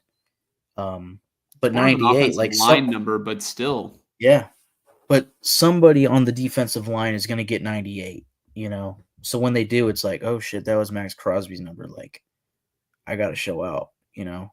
Or 52 or 24, like we said. So, yeah. No, I agree, man. The patches would be super cool. Yeah. Thrash said, well, all right. Roger Goodell, get into contact with me or Jed York. Any of you guys, we'll make it happen. I mean, that was my idea. You guys do it. I'm suing your ass, and I'm going to lose in court. But Thrash says there's something with the player Johnny Olszewski. Hope I pronounced that right. Was number 0, so Otto had to be 00 or something. Okay, yeah, that's interesting. Yeah, I mean that would make sense. I always loved Otto being 00 because of his name alone. OTTO, double O, like O at the beginning, O at the end. Like it just all was symmetrical. It was really cool. Honestly, I would love to have that jersey. Like it's just super cool and unique. Yeah, Um, I had a friend in high school who had a Jim Otto jersey, and it was cool. yeah, I'm just still kind of shell shocked with the fact that all this time I thought he was the center for the 1976 Raiders, and he wasn't. Damn it. So tell Marcus Peters that in terms of wearing number 24. And that's the reason why Anthony doesn't like seeing current guys wear number 24. They haven't lived up to it. They haven't lived Yeah, up to it. he's okay with any other number, but 24, nah, retire it. Yep. The Charles Woodson effect. Yeah. 32 is another one that'd be interesting with Marcus Allen. Like nobody else really has worn 32 and made it like special for the Raiders, you know. Mm-hmm. Yeah, the Charles Woodson effect. I mean, yeah, no, I agree. Since Charles Woodson, nobody has worn 24 and made it special, besides Well, maybe Marshawn Lynch with like the Oakland sort of effect. You know, that was a that was a nice cool like jersey. That was that a was cool jersey. The it Marshawn was a Lynch 24 jersey. it was a great jersey. That's a jersey that I would love to have. And it was special for that time, given that it was the end of Oakland for the Raiders, and you had this Oakland native, great running back in the jersey. It was cool. Yeah, I'm really, But really then from Oakland out.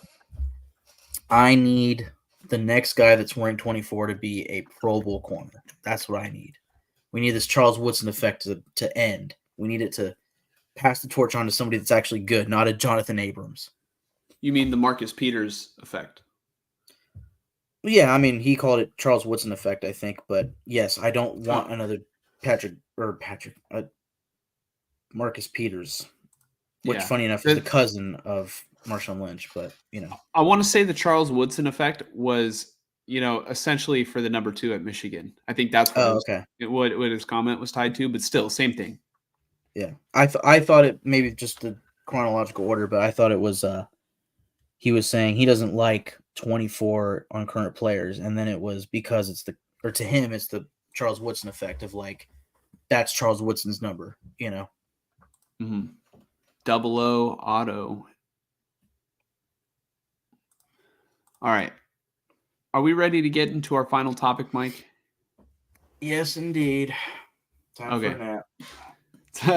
Yeah, Mike's ready to go hibernate for a couple hours until he has to wake up into the monotony of capitalism. But we are going to get into the 49ers side of the show, which is going to be, a lot smaller of a portion than the Raider side. I think there was a lot of Raider topics to sort of go over today, and, I'm fine with that. We're going to talk about the 49ers draft. So we're going to recap their 2024 draft. Did it make them a better football team? Time will tell, but I'm going to recap the picks and sort of kind of go over each one. So let me zoom in. All right. So I'm going to do it all together in terms of having their draft picks listed and their undrafted free agents. But the 49ers, obviously, if you watched the episode 2 weeks ago when we reacted to round 1 of the NFL draft, you got my immediate live reaction to the Ricky Pearsall pick. I'm not the biggest fan of the pick because I feel like the 49ers could have, drafted a position that they needed. They didn't go defensive line in this draft at all. And I don't even think defensive line was their biggest need, but I can tell you one thing. Let me scroll up and They to the could have used left the here. depth. They did not need wide receivers. They now have 11 wide receivers on the roster, because they've selected 2 wide receivers in this draft. So I don't know. It was the one position I was sure that they weren't going to be drafting, and that's who they decided to take first. It kind of gives me vibes of taking. It was like when they took Jake Moody in the 3rd round. It was you know, wow, what a luxury, another wide receiver, you know what I mean? Or wow, you really didn't need anything else, so you decided to take this player. And Ricky Pearsall might end up being a great player. He's one of Mike's guys, so for what that's worth, Mike was very interested in Ricky Pearsall before he even knew that Pearsall was going to go to the 49ers. So my issue with the pick is that the 49ers are on the doorstep to win the Super Bowl, right?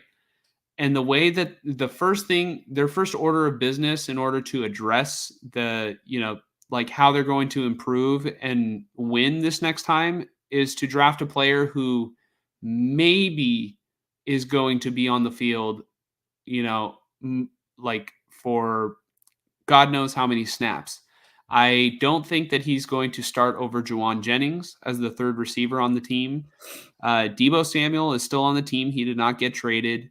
Brandon Ayuk is still on the team.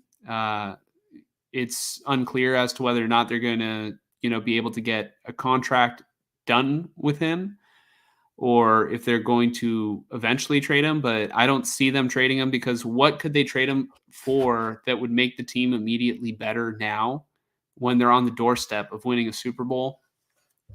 I don't know. So I think Juwan Jennings last year maybe had like 20 catches or something, or I need to double check the number, but he did not have a lot of volume going his way. And I'm just not a huge fan of the pie is already split. Christian McCaffrey gets a huge chunk of the pie. Brandon Ayuk gets a slice. Deebo Samuel gets his slice. George Kittle gets his slice, but they're pretty thin slices because McCaffrey gets the majority of it. And then Juwan Jennings gets a very, very thin slice. Very, very thin. Kyle Juszczyk gets a very, very thin slice. I don't think that you needed another playmaker in order to improve this football team, but it's what they chose to get. And I see that, let me scroll back up and over to the wide receivers. I see that they're going to have decisions to make next year. We could actually be looking at a realistic scenario in 2025 where, the Niners and Brandon Ayuk do not come together to, make his extension, and he makes it clear that he wants out of the building the way that Eric Armstead did. And so Ayuk could, be gone. Although the Niners have leverage to franchise tag him, but that's another thing. The Niners do some weird stuff where they're like team friendly. So Ayuk could be gone. There's been like red flags of him potentially not returning all offseason. Like literally ever since they lost the Super Bowl, it's been like, it's been like, no offense, kind of a shit show. Deebo Samuel is he is guaranteed a lot of money this year. And I want to say the Niners can move off of him next year for, and save quite a bit of money. I don't know if they would take Deebo Samuel again next season if he contributes the same way that he did this past year, where he's like, kind of a decoy and not necessarily like benefiting the 49ers in the backfield the way that, the way that he used to back when he got paid after 2021. And then Juwan Jennings is that clutch, third down option. So this might be Juwan Jennings' last year. So I see the Ricky Pearsall pick, and I can see the logic of, it's better to get one of these receivers probably not going to be here next year. So you want to start replacing them now. So that way, they learn the playbook and everything. But, I don't see why you couldn't have replaced, the wide receiver next year, and gotten a starter, and maybe with the 32nd pick next year, you take a wide receiver. Go ahead, Mike. I just want to give a few quick thoughts on that. Like, number one, to answer that, let's say Ayuk doesn't work out next year. Let's say they're trying to be team friendly. He's just pissed off. I want out of here, and I will not play for you if you franchise tag me. And then they determine, all right, fine, we'll trade you for a first-round pick or maybe an early second-round pick, whatever they get for him, right? Maybe an early second and a fifth. Who cares, right? But let's say they trade him, and then it's Deebo with 1 year left. And in this scenario of yours, let's say they drafted a corner in the first round, and in the second round they got a guard, right? And they went puny or maybe a tackle in the second round because that's what you wanted, right? So we have no backup wide receiver. Bear in mind, let alone Deebo Samuel is on the border or cusp of being considered injury prone. You're like looking at the depth chart that you showed, you're kind of complaining, for lack of a better term, that they have 11 guys at wide receiver. Yeah. Take away Cowing too. Who the fuck else do they have? Other than the 3 guys from last year. They're absolute nobodies. I know they have Trent Taylor. They have Ronnie Bell. Are they going to do anything for this team if Ayuk or Deebo go down? Not to sound harsh. I'm just like, and I'm not trying to like overly defend the Pearsall pick because it doesn't affect me, He is a guy that I really liked coming out of the draft, and I think he's going to be good. My other aspect to this is also if Ayuk or Debo, who I think is a very realistic trade away option next offseason, even right now, as a post June 1st move, if Ayuk or Debo go, what is better? To have a guy with a year under his belt who has played against NFL corners, and usually for wide receivers, they have to gradually get better and better through the rookie season, and then year two is when they explode. Year two is kind of when they become a pro, right? Some of the best first round picks, like this year with Marvin Harrison, week one he's going to be great. We know that, but like Roma Dunze, he's going to take it slow in part because of the roster around him, but a lot of wide receivers, it takes weeks and weeks and weeks, and then year two, they become a bona fide starter. That's when they start really playing good. They start getting 8 targets a game instead of 3 to 4, so on and so forth. Would you rather have a rookie next year when you have Purdy going into a contract year and also still kind of in a win now mode? Or would you rather have Pearsall, who I think is an absolute stud, replacing a Debo or possibly Ayuk, although I think they keep Ayuk. Let's say replacing Debo. I would much rather have Pearsall with a year vested in the NFL ready to go for Brock Purdy rather than drafting a wide receiver because of need next year. And then also teams knowing that you have a need and they might jump you for a wide receiver, blah, blah, blah, blah, blah. But next year you can just pick the best player available, which I'm assuming Shanahan thinks he did in this 31st overall pick. I don't think he did. Granted, I like the pick. It's I don't mind forward thinking. I can totally understand your complaint because this is a win now team and it's like, God damn it, we need players that are going to make a big difference. But I think in a year, 2 years, Ricky Pearsall is going to be a guy that's selling jerseys for a reason, Mm-hmm. But I definitely think it's a pick that's going to age well. Yeah. I just don't think it's an instant gratification pick. And I guess my sort of argument is that this team was in need of, like, I feel like an instant contributor because they're so close to getting over the hump. Yeah. But this is a forward thinking pick. And, I guess, I agree that they should take Pearsall now instead of just reaching for a guy next year. Well, I guess you could argue Pearsall was already a reach. Like, he might have been available with their second round pick. But then again, he might not have been. So they chose to take him then and there. They liked him more than Lad McConkey. And I feel like McConkey and Pearsall are going to be compared probably for the rest of their careers, however long it is for either of them. Yeah. I'll also say this.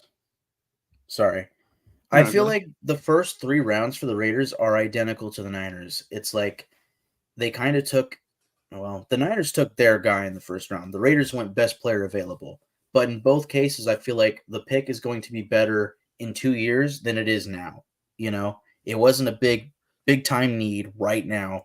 It was a pick that forward thinking looks really smart, hopefully. But then the second and third round picks, big time needs, they fill some positions. Well, you might disagree with corner, but I think based off of the contracts at hand in your cornerback room, you guys needed a corner.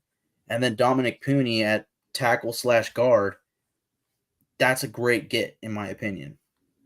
Mm-hmm. He has a lot of versatility on the line. So we're going to go through the picks because the Niners did end up getting a corner with their second round pick. They got Renardo Green, cornerback out of Florida State. So that was pick number 64. And, with this pick, it didn't even occur to me that Roger Rosengarten was still on the board. And I was like, oh, man, it didn't occur to me until the Ravens picked him. And I went, oh. And, like, I was like, I remembered. I was like, there was a guy that I said I could see the Niners picking, and the Ravens sniped them like 2 picks before, 2 picks before they picked. And I was like, God damn. And then so they ended up going with Renardo Green, who apparently is like a pretty aggressive, man-to-man cornerback, which is like, sort of fits the 49ers mold. And that sort of upgrades the corner room, because I really feel like Renardo Green has a very good opportunity to jump everybody between Ambry Thomas and Isaac Yiadom. Renardo Green can probably make an impact, and I guess that's why I was interested in Cooper DeJean with the first round pick. I think Cooper DeJean ended up sliding down a little bit into round 2 before the Eagles ended up taking him. But the Niners got a guy who I guess fits their system, and you know theoretically should be an upgrade over Ambry Thomas. And who knows, maybe they could keep Diamador Lenore in the slot, because Lenore can play both the slot and outside. And then Renardo Green could, he could play on the outside. Yeah. I like Isaac Yiadom a lot. Like, he was a guy I really wanted for the Raiders in free agency. Honestly, right now, I wish the Raiders could trade for him, because you guys are stacked at corner with a lot of good depth. And I think Yiadom is a guy that can go out there and start, in a pinch. Yeah. So in all my lead up to the draft, I think I said there were 2 positions that I don't expect the 49ers to take. Yeah. And the first 2 positions that they draft were those positions. So they decided, we want to cut hella people. We want to cut hella wide receivers, and we want to cut hella cornerbacks. So, well, bear in mind, like, okay, when I made the Raiders, well, not made, but when I updated the Raiders spreadsheet, the 2 positions that forced me to add, I think 3, if not 4, rows. I had to add 4 rows for both offense and defense just to fit in all the players. Corner and wide receiver are always going to be the deepest positions at this time of the year. So the only difference for like the Raiders and the Niners, the Raiders at wide receiver, they look pretty solid. Like, they look good, and they got their starters locked in for 2+ years, and they have depth, also locked in for, like, say, a couple years. But like the Niners, it's a little different, but they have great starters, and then now after the draft, they have good depth. Corner, the Niners are loaded at corner, in my opinion. The Raiders are not. They have a lot of young depth and one solid starter in Jack Jones. That's the one thing that's a little odd with the Niners, is like, you're going to cut multiple guys at corner, not wide receiver, but at corner, that you're going to go, oh my God, they cut him? That's going to be the one weird thing. And maybe hopefully a team like the Raiders can swoop in on 53-man day and pick one up, maybe, if he's worth it. But other than that, this is kind of expected, in my opinion, at this time of the year, just being loaded at these positions. So this is another forward-thinking pick for the Niners. And then before I forget, I just want to say, when you're adding rows on Excel, or at least like on the Raider spreadsheet, make sure that this is like all fine. Yeah. It took me a second, but I was like, wait, why is it not reading the last 2 guys? And I was like, oh, okay. And then I added it in. Yeah. So, yeah. Okay. Yeah. But yeah, so essentially the 49ers are forward-thinking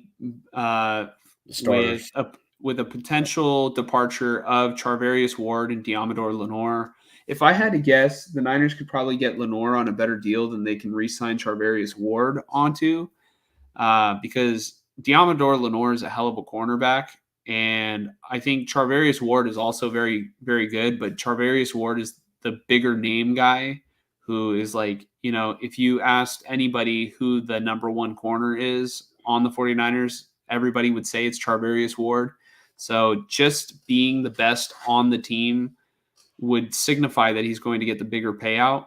And Renardo Green I think he is going to make an impact this season, but also it's another one of those future picks. Yeah. I can see Renardo Green being looked at as the Charvarius Ward replacement, eventually. I could also see Charvarius Ward getting the tag and trade, sort of deal that Snead went through with the Chiefs to the Titans. Yeah, I and can then I and can see then that next year.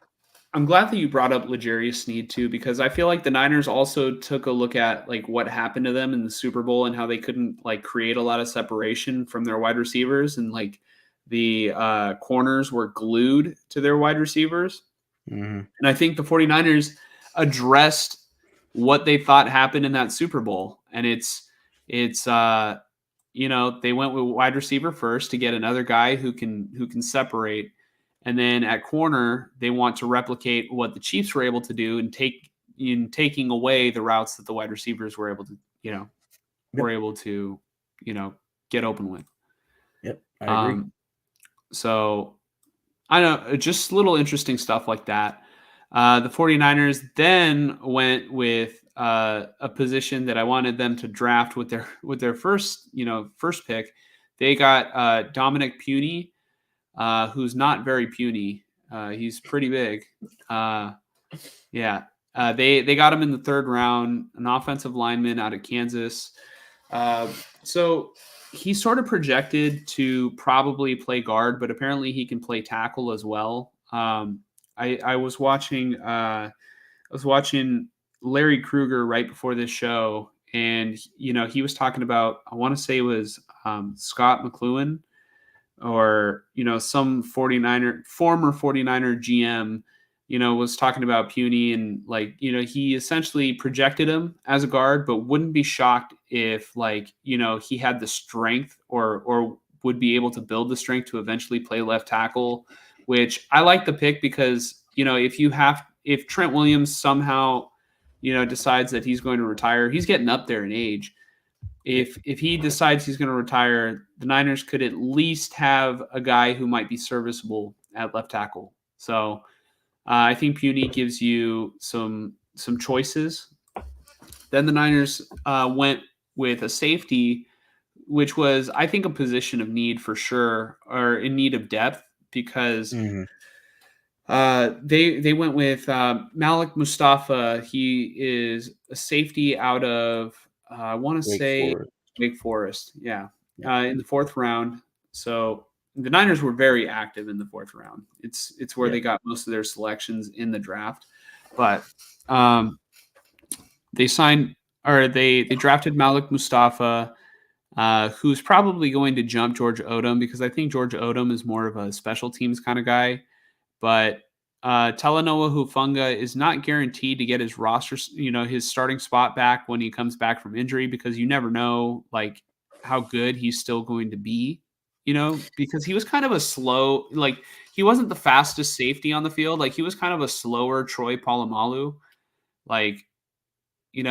definitely like a playmaker and definitely not as hard of a hitter as Polamalu, but definitely his strengths were like the ball being in front of him and like when the play is in front of him rather than like having to drift back into coverage. But it's very tricky when a player has a significant injury, like a knee injury, to be able to see like how they're going to be able to, plant their foot and, be able to accelerate, drift back into coverage, backpedal, like a lot of motions like that. So I think it's good that the 49ers did address the safety position, because not only did they draft, Malik Mustafa in the fourth round, but they also got a guy in Jalen Mahoney, who I'll talk about later, to also, add to that safety room. So it's not as empty as before. Yeah. Oh, I like the safety room now. Can you show me one thing? Yeah. Can you show me how many years are left on Brock Purdy's contract? Is it 1 or 2? He has 2. He has should be 2. 2 years left. Yeah. But coming out of this season, going into next offseason, he will be eligible for the new contract, right? After this season, he will be eligible for an extension. I think Although they could just wait and then franchise tag him. They don't have to rush into it. But they could also do the re-signing of Purdy where they do one of two things. They could re-sign him where he still has a year left on his deal, and then the new contract tacks on after it, or they can even do it. I want to say where they add on to the first or the final year in his rookie deal, and then it causes it to actually come out to less per year after that. Um, depends on how they do it, but point being here, I look at Hufanga, Charvarius Ward, Ayuk, all having 1 year left on their deals. That's a lot of star power for this Niners team. I think at least one of them, probably two of them, are not coming back. You could throw Diamolor Lenore in there. And I'm curious who else has 1 year left. I want to say the Leonard Floyd was a 1 year deal, maybe two. Was it a 2 year deal? He was on a 2-year deal. Okay. Yeah, Leonard Floyd is on a 2-year deal, Yep. but 1-year deals. Devondre Campbell is not going to come back next year. If I had to be a betting man, but obviously we'll see how the season plays out. I just think Campbell's like kind of up there in age. Yeah. Let's see here. 1-year deals. Aaron Banks. Yeah. Banks is going to be huge. They almost didn't bring back Feliciano in free agency, but Lenore is going to be another big one too. Yep. To be honest with you, I look at Malik Mustafa and I see the way that he plays. I think he's the bona fide. A year from now, he is the bona fide Talanoa Hufanga replacement. Hufanga will be playing for a different team after 2024. And I think it'll be Jair Brown and Mustafa as your safeties, and that's a damn good pairing in my opinion. So then just a couple picks later, the 49ers traded up. They did something in their bag of tricks that works out every single time when they trade up for a running back. So they traded up and got Isaac Guerrero, who probably graded the best out of all the running backs in the draft, or at least at the combine. I think he probably ran the fastest 40 out of all the running backs, and he's sort of a big body back. But one thing is that I've heard about Isaac Guerrero is that he looks indecisive when he runs and doesn't just hit the hole hard, and then he also doesn't look he's kind of up there in age, in terms of like other running backs. Like let me look up his exact age. Isaac Guerrero age. He's 20. Well, he's 23. He's going to turn 24 before the season. I want to say he's a 5th year senior. Correct me if I'm wrong, but essentially he played a couple seasons, and the only season where he really had production was his senior year, and he wasn't even the every down running back. So it's unclear as to like his career trajectory. I saw Larry Krueger sort of speculate that Guerrero could possibly play fullback, if they want to eventually move on from Kyle Juszczyk and save some money there, and maybe convert Guerrero into a fullback and like be sort of a dynamic playmaker. Guerrero could also be a pick that they maybe made for the kickoff rule, because he's fast and he's big. And, if you give him open space, maybe he can make it work that way. But I don't see him cutting into McCaffrey's touches. I don't see him cutting into Elijah Mitchell's touches anytime soon. I don't see him cutting into, I feel like he would probably, if anything, best case scenario, he would be running back 2. But a lot of stuff, he would have to, I feel like, show a lot in training camp. That speed, though, that 4.3 4.39, 4.35, whatever it was speed. Like that's going to be nice when he gets the football. It's just a matter of, does he hit the right holes? Does he break tackles? It's going to be a wait and see with him, but I agree. He has a very high likelihood of returning kicks for you guys this year, in my opinion. And I think If if he the makes Niners the spend a team. third, he will. He will. I think if trading up for a fourth round running back, like I understand in the past, you guys had what's his face that went on to Philadelphia or whatever from I think Ohio Trace State, Sermon. Trey Sermon. Like I know he sucked, but like I think because of special teams now, Isaac Guerrero has a specific place on this team, and he also has the solid likelihood of being, if not this year, next year he will probably be the number 2 running back on this team because the relative athletic score for him is like 9.99 out of 10. Like he is, as far as a running back prospect goes, athletically, this is what you look for. It's Isaac Guerrero. Mhm. So, It's just a matter of if there's a roster spot for him this season, because I'm pretty sure if he was to go in the practice squad, he's gone. oh, for sure. That's why I don't. He might be the reason a Jordan Mason or even Elijah Mitchell don't make the team, in my opinion, because they probably have way less of a spot on special teams than he does. We'll see. We'll see. Yep. Um, and then, all right. Yeah, I guess another thing to consider too is the fact that I feel like all these picks, come to think about it, the Malik Mustafa pick, uh, Hufunga's, got 1 year left on his deal. All these picks are sort of maybe in mind to replace people who are on 1 year deals because the Niners drafted Garendo, who's going to be on contract for 4 years. You Yep. know, Mitchell and Mason are ahead of him, directly ahead of him on the depth chart, each with 1 year deals. Man, that Cody Schrader pickup, man.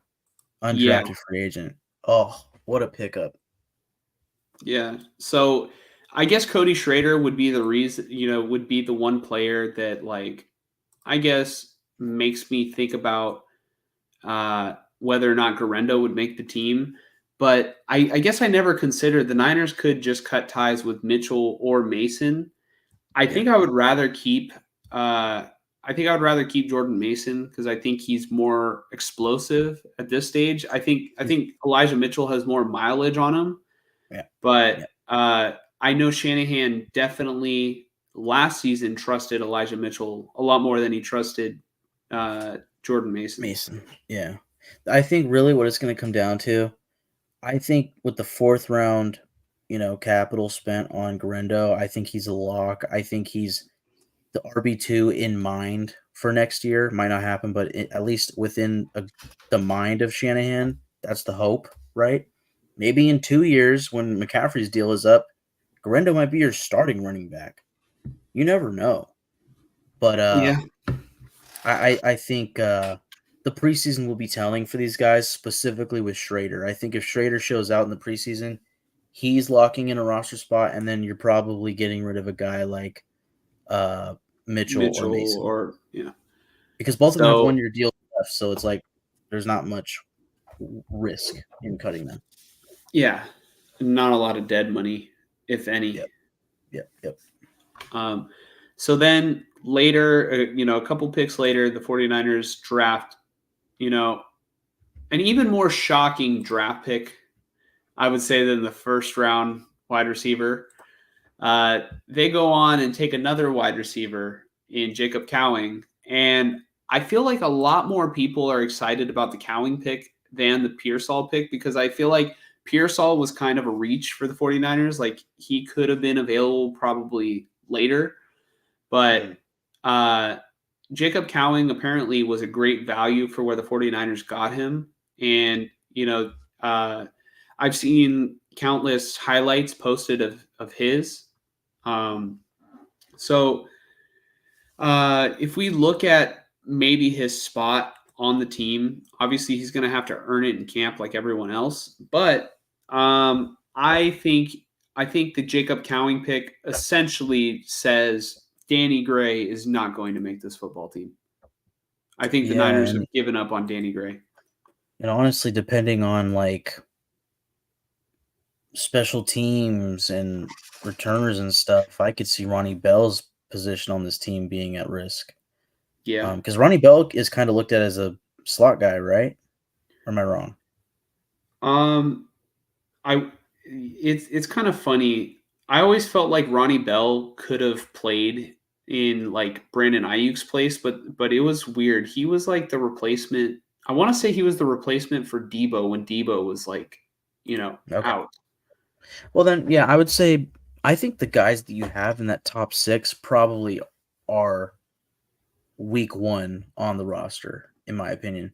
But I think, like you said, as far as forward thinking, this Jacob Cowing pick is a Juwan Jennings, pick. 1 year from now, Juwan Jennings is going to be let go. He's going to be allowed to walk in free agency. He's going to get a bag, and Cowing's going to be your slot receiver. Pearsall's going to be one of your outside receivers, and it's all going to look good for Brock Purdy. And I love that for him. And I'll just say it right now, I plan on doing a dynasty fantasy draft in a week and a half from now. And honestly, because of these two picks, Pearsall and Cowing, and Ayuk, obviously, but the fact that they invested more in the pass game, I am heavily inclined to draft Brock Purdy and Pearsall or Cowing in my dynasty league. So, yeah. Hey, Mike. Yep. Brock Purdy drops back. Oh my God, he's got Pearsall wide open. He's got Cowing wide open. Who's he going to throw to? Well, that's why you draft Puny. And they have Trent Williams still for what, 3 years on his contract? You know how I am. I have a strong negative. bias. I have a strong bias toward negative, right?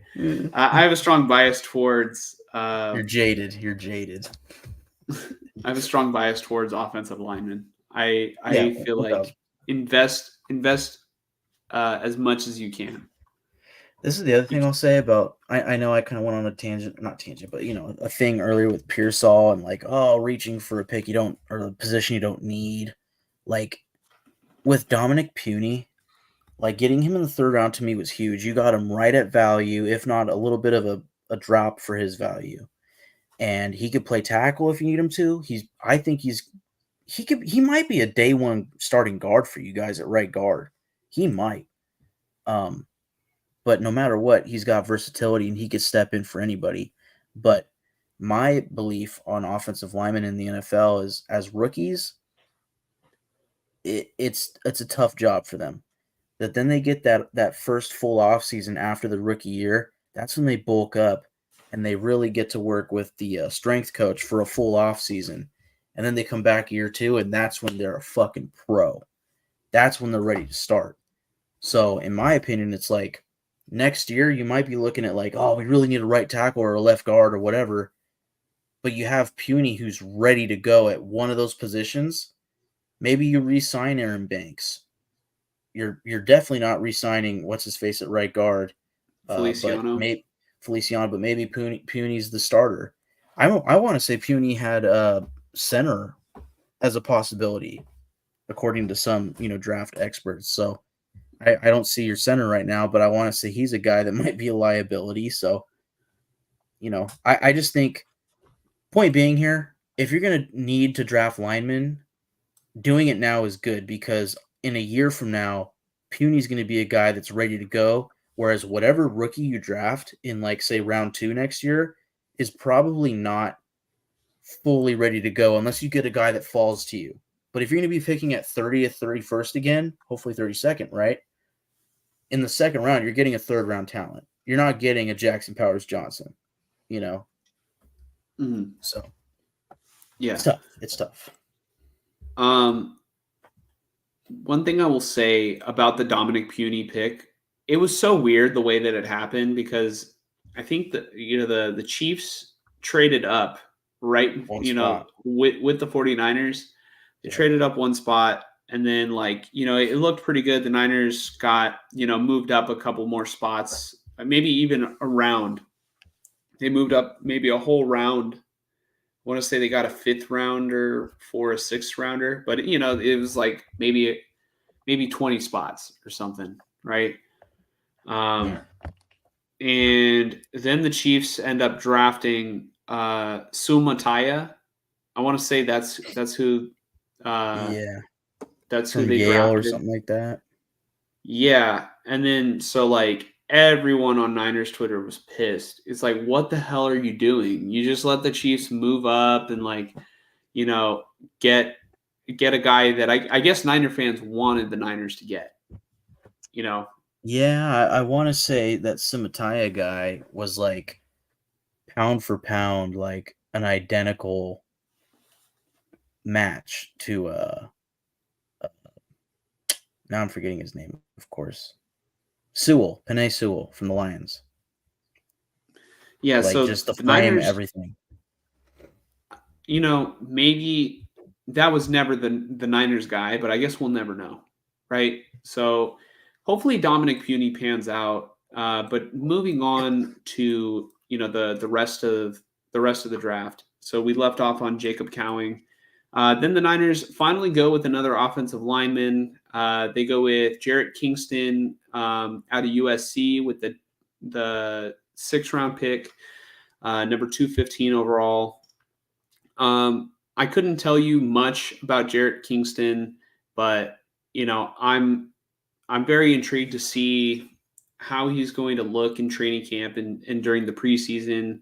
If maybe he can take a guy like Jalen Moore's spot, uh, or potentially be as you know molded as a lineman in a spot that the Niners need primarily on the right side. I want to say Kingston played on the left side in college, but like if the Niners need to move him at guard or right tackle, I would like to see if he is versatile in that regard. And then we got the final pick that the Niners had. It wasn't Mr. Irrelevant, so we're not getting Brock Purdy again. But the Niners drafted Tatum Bethune, linebacker out of Florida State, with the 251st overall pick. And I like this pick because I think Tatum Bethune, I want to say he's 5'11". Let me just double check that. Tatum Bethune height. Oh, he's 6'1" actually, but I don't know where I heard that he was 5'11" from. But obviously the height is better. But I heard that he plays a lot like Dre Greenlaw. So Dre Greenlaw, I think, is like smaller in terms of like when it comes to other linebackers, but he doesn't play smaller. Like I remember when I went to training camp back in 2019, and I saw Dre Greenlaw, and I was just kind of shocked at like how much shorter he was than Fred Warner. But he is like probably definitely their hardest hitting linebacker, and Tatum Bethune, I think, is going to be, if he makes this roster, a good, I guess, a good depth piece to sort of mitigate the loss of Dre Greenlaw, due to the Achilles injury. And who knows, maybe Bethune can be molded into the successor to Dre Greenlaw if he's not the same. Because the Achilles injury is like probably the most serious injury that you can get in professional sports. Yep. Nobody, like almost nobody, comes back the same after it. J.K. Dobbins didn't come back the same. If you're looking at basketball, Klay Thompson wasn't the same after the Achilles injury. Although Klay Thompson got like the double whammy. He had like the ACL in one knee and then got the Achilles in the other leg. It was horrible. In back-to-back like seasons, back-to-back years. But let's get to the undrafted free agents. So you already alluded to Cody Schrader being a hell of a UDFA signing. He's out of Missouri. I want to say that he was some sort of like, I think he was the top rusher in the division that he played in college. So apparently Cody Schrader is more of a running back who actually hits the hole and has found more success in college than Isaac Guerrero. So that's Mhm. why, I mean, I look back to a couple of years ago when the Niners had Trey Sermon and then Elijah Mitchell, and quickly Elijah Mitchell asserted himself as the better running back. So, you know, I don't think Guerrero can afford to um, uh, uh, I don't think he can afford to be caught lacking in training camp, because I think that he absolutely needs to earn his spot on this team. I don't think the Niners would hesitate to dump him off like they've dumped off Trey Sermon. They've dumped off Ty Davis Price. You know, they've moved off of these guys very quickly. And the Niners don't have a great track record of moving up and drafting running backs. They did that with also Joe Williams, who was traded up for in the third round of the first draft that Shanahan and Lynch had together, and he never played a snap of football in the NFL.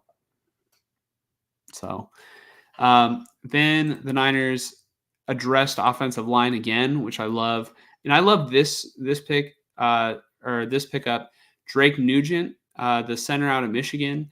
I want to say that Drake Nugent was the backup center, but he had to come in because the starting center, I want to say, had a vicious knee injury, but I could be wrong. Mhm. I I know I that there wouldn't. is I I know that wouldn't there know. is an offensive lineman for Michigan who had to be carted off the field late in the season, and then he ended up, I think, getting drafted. Oh. I want to say he was the center. I think he was a guard. He I might have think been a he was a guard. guard. I don't know, but he probably went in like the third, fourth round, and I think what I read was like if he didn't get injured, he would have been a second rounder. Mhm. So let me see here. Let me look at the offensive line for Michigan. Well, this doesn't help me that much. Okay, how about while Um, you kind of look, I'll just say this: the thing about Drake Nugent for me, like he was one of the top end undrafted free agents that were available, and seeing him go to the Niners, I was kind of hoping for him just for depth for center. Although I feel the Raiders have a lot of guards that can also, solidify the center spot if needed. Um, and honestly, the Raiders might just carry Andre James at center. But speaking of Andre James, he was an undrafted free agent at center. And when the Raiders made the decision to move on from Rodney Hudson, Andre James was the successor at center, and nobody expected it. An undrafted free agent, boom, starting center, and look at him now. He just got a new 3-year deal with the Raiders. So yeah. he's gradually gotten better and better. Maybe Drake Nugent can be that next guy. Okay. So just a little fact check time. Nugent was the starting center. Zach Zinter was the offensive Yes. lineman. He was a guard. Yeah. He's the one Yes. who got injured and then ended up getting drafted. But yeah, so I'm kind of wondering why the starting center on uh, the national champion Michigan Wolverines went undrafted. Right. I have no idea, man. Yeah, I but think there was a lot of offensive linemen in this draft, dude. There were a lot of centers, a lot of guards, a lot of tackles. Um, that is definitely intriguing. I wonder if it's like athleticism or I don't know what, but I feel mm, like it's a good get for the Niners nonetheless. yeah, so it definitely helps with the depth at center because if Jake Brendel goes down, you don't have like nobody behind him besides maybe Nick Zakel, who was recently on injured reserve. I haven't updated that as to whether or not he's healthy, but I'm assuming he's going to be fine come training camp. But I don't know what to expect out of Nick Zakel. So the fact that they're bringing in Drake Nugent, I feel pretty good about that. Maybe he could even take snaps at right guard if, Feliciano is showing some age or, or what have you. But we've got Evan Anderson, defensive lineman. So I mentioned earlier that the Niners didn't draft any defensive linemen, but they did take one out of FAU. So if we look at the current landscape of the defensive line, we've got Evan Anderson probably won't make the team, but you know, I think crazier things have happened. It's just a matter of what T.Y. McGill and Spencer Wagey are able to do, or Wagey.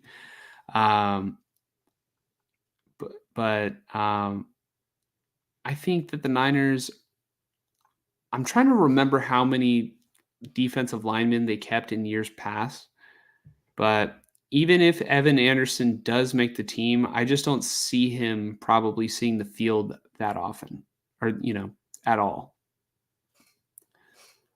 And then let's see here. Niners got tight end Mason Pline out of Furman. They went with quarterback Tanner Mordecai out of Wisconsin. Wide receiver Tariq Owens, the son of Terrell Owens out of Missouri State.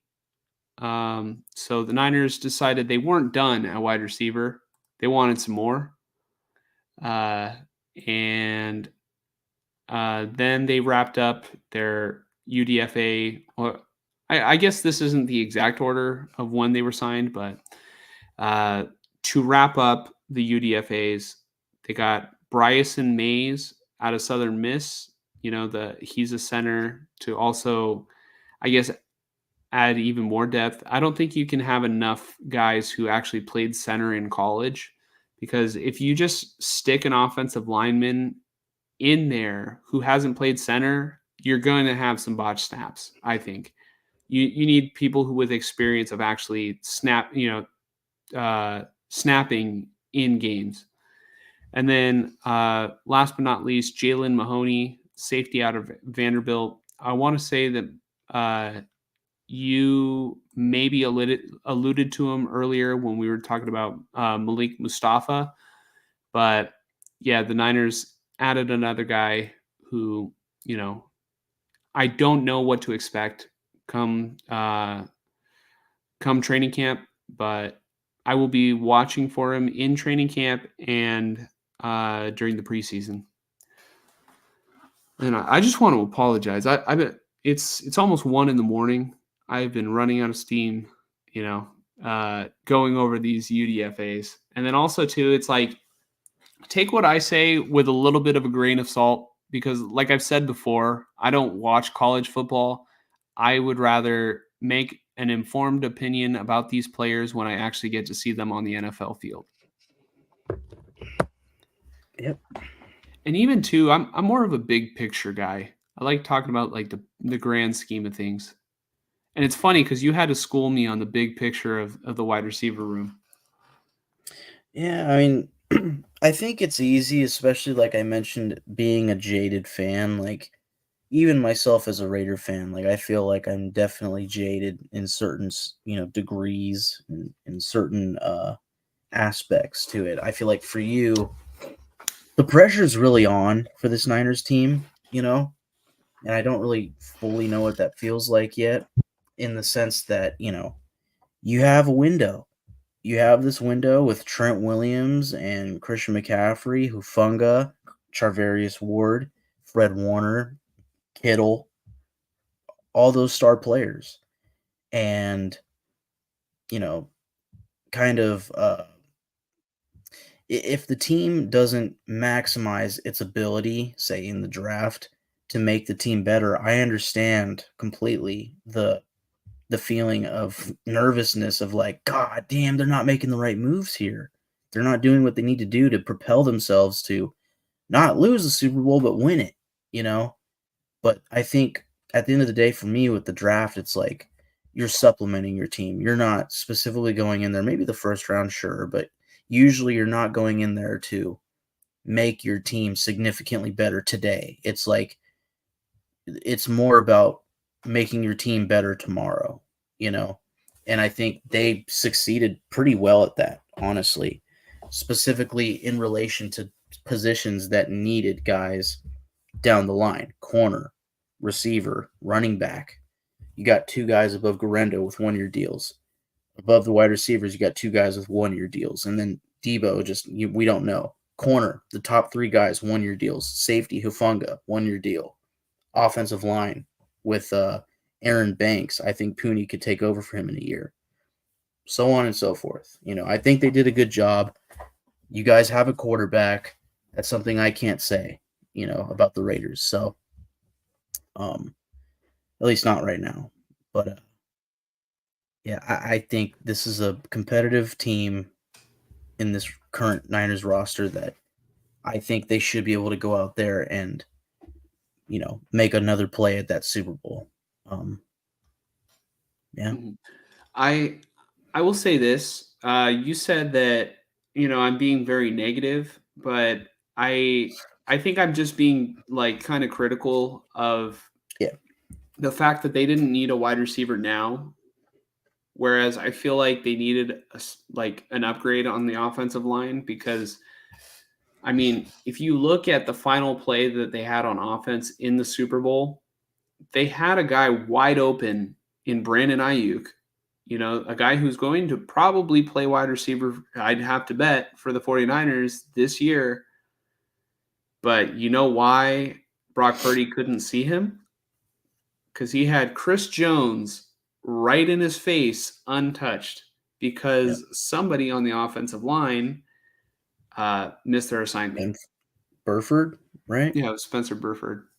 Yeah, which Feliciano had to make a point of that post He game on threw Twitter. him he threw him under the bus, and then Yeah. afterwards, all right, Spencer Burford saw that, and he's like he was just like, Damn, bro. yeah, that was me. I misread the thing. I should have done this, but damn. Yeah, it was like, damn, Yeah. bro. And then Feliciano the next day was like, my My bad. bad. I was drunk. Yeah, I was. He either said he was drunk or he was hungover. I think he said No, hungover, I think. but Oh, he's like, my bad. I'm hungover right now. Something yeah. like that. But Regardless, I just remember thinking like, there's no way Feliciano's coming back since he's a free agent, and now look at him. He's still sitting above Burford on the fucking depth chart. So yeah, yeah, I forgot what Feliciano said. He was like, "Oh, this is the best day ever." Something something. I forgot what happened. Something something. And I'm back on the 49ers. So yeah, for whatever reason, he is happy on the 49ers. Like in terms of the other places that he's been. So the Niners are doing something right. yeah, yep. They just need to definitely plan. That's probably the one position that I'm looking at that I'm like, they don't look like they have a plan there, unless they like re-sign Aaron Banks if he's worth re-signing. Then maybe Mm. Puny is the future right guard. But we'll see. Yeah, Puny could be like a chameleon, or Yep. or maybe hopefully it'll just work out wherever they put him. Yep. Swing tackle, guard, whatever they want him to do. All right, Puny, we drafted you. You've got a lot of responsibility. Trent Williams might retire soon, so you got to be ready to protect Brock Purdy's blind side. We're going to make him the highest paid quarterback in a year, so he better be alive and well and healthy to see it. But then again, Aaron Banks might leave in free agency, so you might be playing left guard. And if anything happens to Jake Brendel, you might find yourself playing center. Also, we lost the Super Bowl because the right guard couldn't hold the proper protection. You might be playing right guard. And then Colton McKivitz, I mean, who's Colton McKivitz? You might be playing right tackle, okay? And then also, if George Kittle goes down, Puny, I'm sorry, you got to take some snaps at tight end. Yeah. No, but I guess one last thing before we get out of here. I'm going to be keeping a close eye on Tanner Mordecai to see if he can beat out Brandon Allen in camp. I think a lot of people in the Niner community are pretty happy that the Niners were able to get him undrafted. I said the Niners should bring in a quarterback. I said they didn't have to draft one, but they should at least bring in an undrafted one, and they did. And apparently, it's a guy who's got a skill set similar to Brock Purdy. So, if Kyle Shanahan wants to boost his ego even more, making Mr. Irrelevant an MVP candidate was one thing. How about making an undrafted guy take over for Mr. Irrelevant, become the MVP, and win the Super Bowl? I mean, does it get better than that? You want to really be a genius, Kyle? Play 5D chess, okay? Say that you planned this all along. Say that from the moment that you passed on Patrick Mahomes with the 3rd overall pick in 2017, you had this in mind. It was all leading to this. It all led to this. Losing all those Super Bowls was calculated. Damn right. Last thing, the NFL did announce finally that the schedule, 2024 NFL schedule, will be released next Wednesday. We thought it was going to be this Thursday, and the plan was to do this pod Thursday. I'm kind of glad we got to split in two because 2 hours and 40 fucking minutes later. I really thought it was going to be quicker than this. Every time we say this, though, it never is. So, well, it's because we went in depth with like each player when we could have just like kind of gone like surface level and talked about like how we felt about the pick. Or like I what feel we like hoped for really we quick. really went in. Yep. I'm fine with it. But yeah, I need to listen back because like what if it's just like in the moment we're just like, yeah, this sounds great and everything. And it's like, man, we were just talking for 1 hour. How's it already been 3 hours? And then we listen back and it's like we're talking in slow motion. And we don't even realize it. Yeah. So I think next week our next pod will either be very late next Wednesday night, the night of the release, or we'll do it the Thursday after they release it. I'd probably prefer to do it that Wednesday night, but we'll see how it goes because I'm going to be out late that night. But yeah. I'd like to do it Wednesday because fresh. Like it would be fresh. And then I guess the further away we push it out, the less content I can watch, in the middle of my day. Like I kind of have to put everything on pause because everybody's going to be talking about it. And then like I can't really look at social media because it's going to be all over there unless people are still talking about Drake and Kendrick Lamar. Yeah. Trying to find a joke, I think next weekend or next Wednesday, I'm tired, damn it. So I was going to strike a chord, but it's probably, You E minor. Say that for yourself? Yeah. Oh my god, I sent this really funny thing to the group chat where like somebody did AI and it's Drake explaining what Kendrick meant, and he was talking about Minecraft. I like all the stuff right now of like it's like Kendrick just flaming him, and then it's just him like going nah. If I did that, I'd be in jail.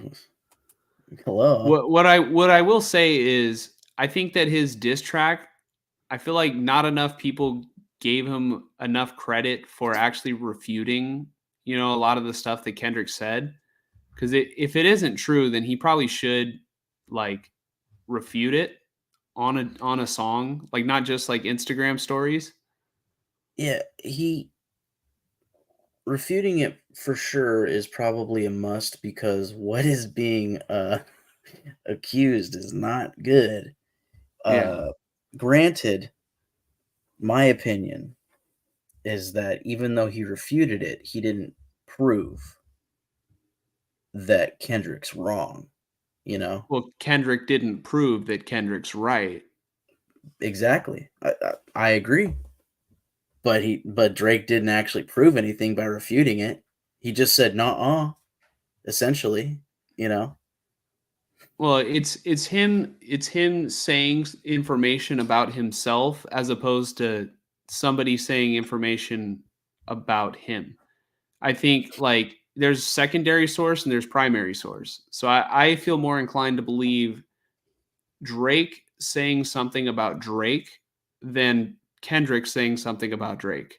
Like if Kendrick if Kendrick would come out and say that he never beat his wife, I would probably believe Kendrick more than believe Drake saying that Kendrick does. You know what I mean? Kendrick never came out and refuted any of the stuff that Drake said. Mm. You know what I mean? Like if Kendrick would just simply come out and say, "Oh, I didn't do any of that," and like, my child is mine, I would believe Kendrick more than I would believe Drake because it's Kendrick speaking on himself. And then if they get proven to be a liar later, then they look even shadier. Oh, for sure. Like it looks worse. Yeah. I It looks worse than just saying nothing at all. yeah. Yep. Yeah.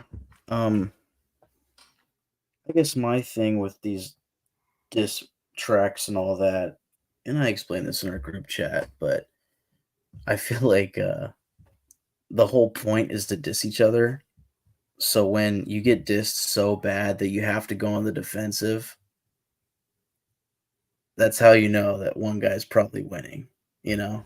Like whether it's all bullshit or not. To me, it's like you could call me 5'7", or you could say that I wear size 7 shoes, or you know, I could say that you are a this or that deserves to be in jail. Whatever is said, if you rap it in a way and you lyrically deliver it in a way that absolutely fucking destroys that guy, that's it. That's the diss track, you know? Mm. I don't like trying to defend yourself when you're trying to also do a diss track battle, essentially, or whatever you want to call it. You're taking a step back, maybe 2 steps back, 1 step forward, whereas the other guy took 3 steps forward. That's the way it feels to me. Mhm.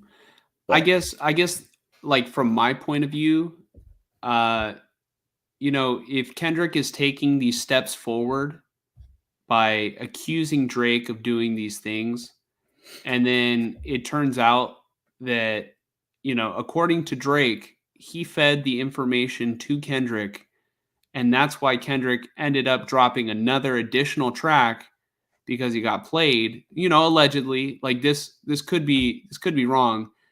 Um, like Drake says that he's the one who fed the information for Meet the Grams, mm. and so Kendrick is over here rapping. You're saying he's destroying them, but he's really rapping about nothing because it's like it's stuff that doesn't exist. Well, to me, from what it sounds like, Drake was able to strongly defend, or not strongly even to me, but you know, he said "nah."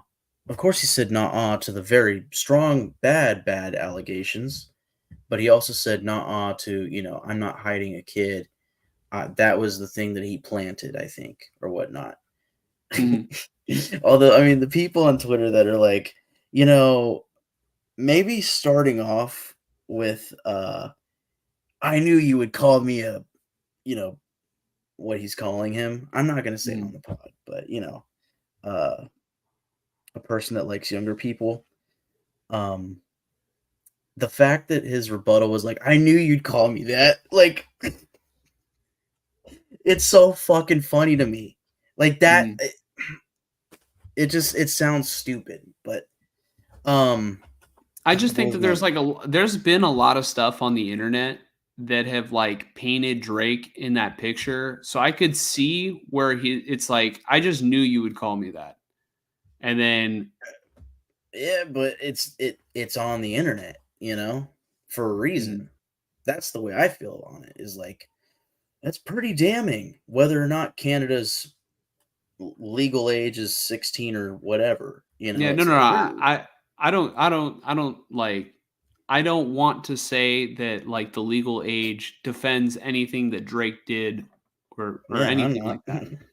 Yeah, But like what I am gonna say is like if he didn't do anything, you know, then I think that he has a right to say that he didn't do anything, on 100%. a track. Yeah, yeah, And then like it wasn't just that the fake daughter was the information that I think he said that his team fed to Kendrick. I think it was also to like the entire album cover of the Meet the Grams. It was like the right, Maybach glove, the shorty t-shirt, like because Drake has been calling Kendrick short, and right. the fact that Kendrick put an album cover with the shorty collection, and didn't think for once, like, all right, the Who is Ozempic giving and me the this pills, information? yeah, the Ozempic and the pills, if they were Drake's and like it was like planted and it was just fake, uh, like the jewelry, I think he showed the ring in his video, the one that was a receipt, in Family Ties, Mm, or Family Matters, whatever the song was called. He shows off this ring, and I think there's a receipt for the ring in that cover.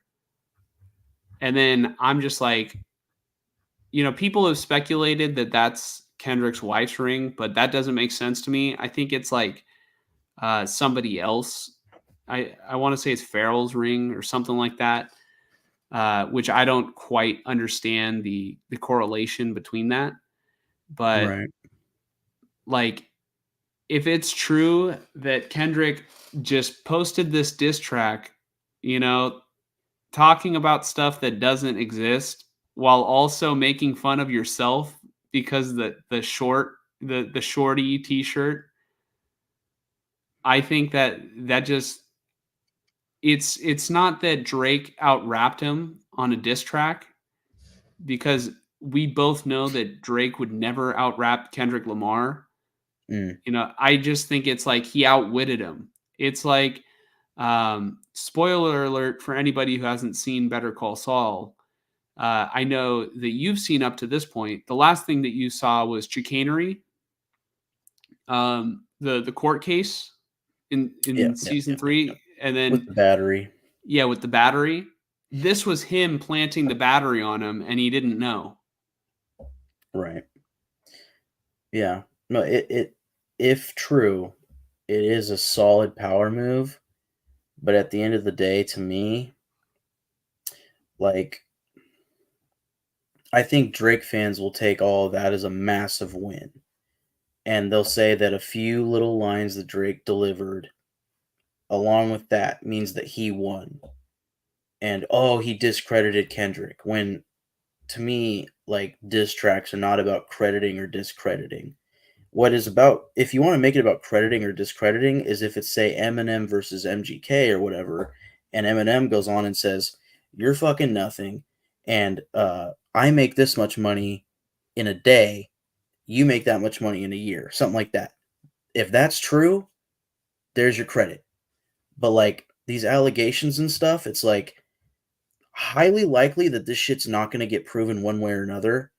For one thing, because they're rich and they could probably hide things.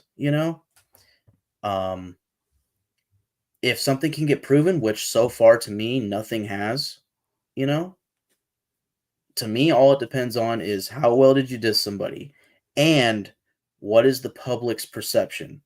How has it affected the public's perception? Who have they determined has won? To me, The public has chosen Kendrick, the but public has chosen Kendrick for a very strong reason, and also, uh, not like us. Is that the song? mhm, yeah, Bonafide, the song of 2024, the song of this year. That is how you win. Like, whether Drake outwitted him or not, that will get forgotten. What will not get forgotten is everybody now thinking that Drake is what he's accused of, and these songs living on and just being legend. Like, if Kendrick is remembered as the winner of this because of this song and this song, Euphoria, and Not Like Us, and also how diabolical Meet the Grams was, it's no question to me. But that we have plenty more time for more shit to come out, and it could completely shift. I'll say that much for sure. Yeah.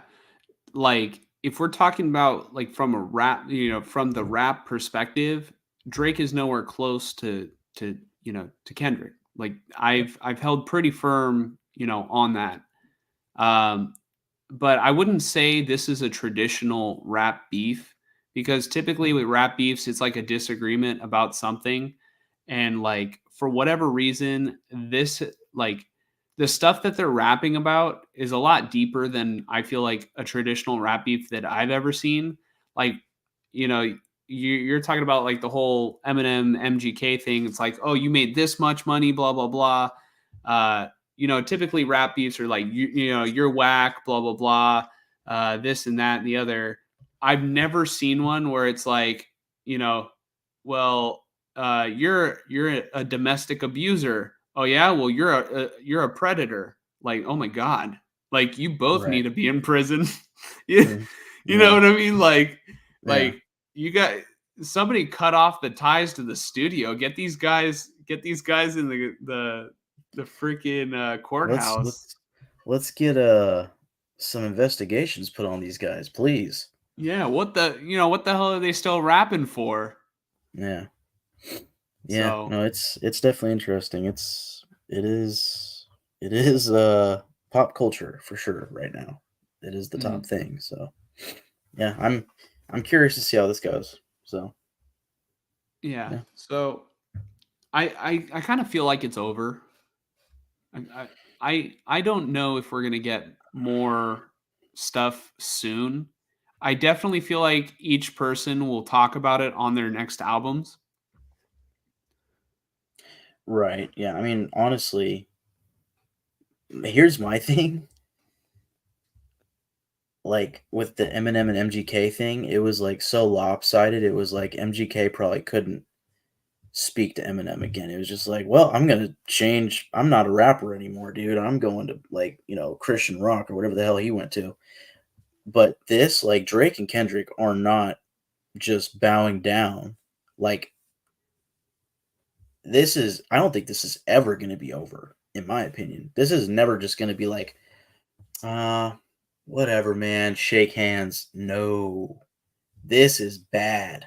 And not only that, but it's like there are so many more people that are against Drake to me that I'm like, there is a reason for this one way or another. And it's probably multiple, you know, whether it's because he is just over time sneaked this guy, that guy, fucked over this guy, that guy, or whatever he's done, you know, people are fed up and there's probably reasons for it. And then if what Kendrick is saying is potentially true, so Mhm. Yeah, but anyways, that's the show with a little bonus topic of our dissection of the Drake versus Kendrick beef. That was completely natural. Mike and I, we've texted about it, but we've never spoken about it. We talk on the phone here and there. So I think that we text about it so much that we don't want to talk about it on the phone. But yeah. And this was a good like little I guess clear the air, see each other's point, like perspective of it. yeah, also the group chat's been hilarious about it, and it honestly it's been pretty even. Like there's 3 or 4 of us that are clearly on one side, 3 or 4 of us that are clearly on the other side. Mhm. So Well, I wouldn't even say. All right, I feel like right now, like, all right, I'm willing to acknowledge Kendrick has out rapped Drake. Like, yeah, I shouldn't but say sides. I I feel like shouldn't say Drake has side. outwitted Kendrick Right. I as of shouldn't right say now with the sides. information that's given. Yeah. I shouldn't say sides. It's more of how we feel who has won so far, you know. All granted, and no offense to these people, in my opinion, from what I'm hearing, at least 2 out of 3 of the guys that have chosen Drake is because they are Drake stans. Mhm. No offense to them. I'm not going to name drop them. You don't either, please. But that's how it feels to me. And then the people that are saying, yeah, Kendrick fucking won, at least so far, is like, based off of Euphoria, Meet the Grams, and Not Like Us, like, come on. As far as traditional diss tracking goes, dissing goes, he killed it. He killed it. He delivered it. Also, the one thing I didn't mention, and this is my last part of this, whether it was Meet the Grams or 616 in LA, whichever one it was, that came out 30 minutes after Drake's, I forget which one it was. When he did that, that was a power move. And then the next day or that night, he dropped another one, Kendrick. And then again, it was Not Like Us. It was like again, 3 steps forward. It was just amazing delivery paired with how good the song disses were. That to me was like, that's unmatched. I've never seen that. I have never seen that. Like, MGK Eminem is the most recent one I can remember, and it was just like one song, 2 days later. Well, probably a week later, one song. Maybe 2 days later, one song. And then it was like, yeah, Eminem won. This is like, there's a whole bunch of shit going on with Drake trying to, defend himself, but also like Kendrick just boom, boom, boom, boom. Just one step in him after another. Drake's got the most recent one. In my opinion, I'm waiting on Kendrick, but we'll see. Mhm. Yeah, I think when it comes to the whole Eminem versus MGK thing, I think you're definitely right. Most people definitely say that Eminem won that one in a landslide. I have heard a couple people say that they thought MGK won, and I think it probably has to do with the fact that like uh, I would say maybe Rap Devil might be a little bit catchier than Killshot. Like Killshot's not like a song that you're ever gonna turn on and be like, besides maybe if you're working out. I can listen to Killshot because I love Eminem. You know what I mean? But like somebody who doesn't like Eminem or doesn't care about the beef isn't gonna be like, oh, this song like hella goes. Like it's like it's a diss track, right? Mm. Um, but I feel like in that song, Eminem does a good job of like refuting or like flipping what MGK said while also like Dissing him. well yeah while also dissing him Yeah. and you know I guess in one regard this will be the last thing. Kendrick already has an advantage over Drake because Kendrick writes his own lyrics. Like that should already be a win in itself. Yeah. Drake has Well, ghostwriters, so it's like it would be cool to see these guys freestyle because I think Kendrick would just oh, blow them out of the water. it almost wouldn't be cool. It'd kind of be sad. Um, I had one last thing there. Damn it.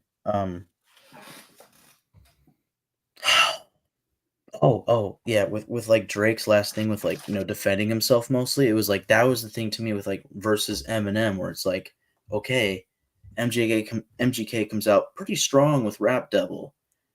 What does Eminem do? He flips what he says in Rap Devil on its head while also being able to diss MGK hard. That's why Eminem's great, right? Along with just being a great artist. But Kendrick can do that. Drake, to me, no, he has not done that. And that to me is why he's lost so far. Because he's defending himself now and he's not even like trying to diss Kendrick. It's just like, no, nah, not Millie Bobby Brown. No, no, whatever. Oh, I do like no, no, the daughter thing. I planted that shit. Okay, cool, but like, is 5'7", 7 foot shoe all you got? Well, no, And the like what he said, he did diss Kendrick, but the angle that he took in dissing him was the fact that Kendrick is taking this approach is because Kendrick has made a song saying that he was molested, and so Drake is saying that Kendrick is obsessed with that topic because that happened to him. And so say what you want about the choice of the diss. You know what I mean? Say what you want about that. He did go for something that was different than just the height or like, you suck, like he did go for something, and whether it landed or not is up to everybody who's watching this is interpretation, yeah, you know? from what I understand, and I'm not the best at Kendrick or Drake song history, but on one of Kendrick's songs, and I'm sure you could find this on a TikTok. Well, the song that Drake's referring to, that what you just said, um, from what I understand, and I could be totally off, was that that's not the case. It was that actually I don't even feel like explaining it because I don't really feel like it's suited for this podcast, but uh basically the context is not correct.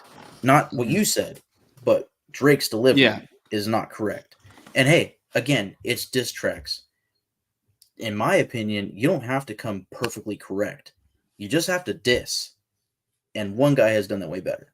So I think if you're gonna diss somebody and make a claim, if you can be disproven, then I can see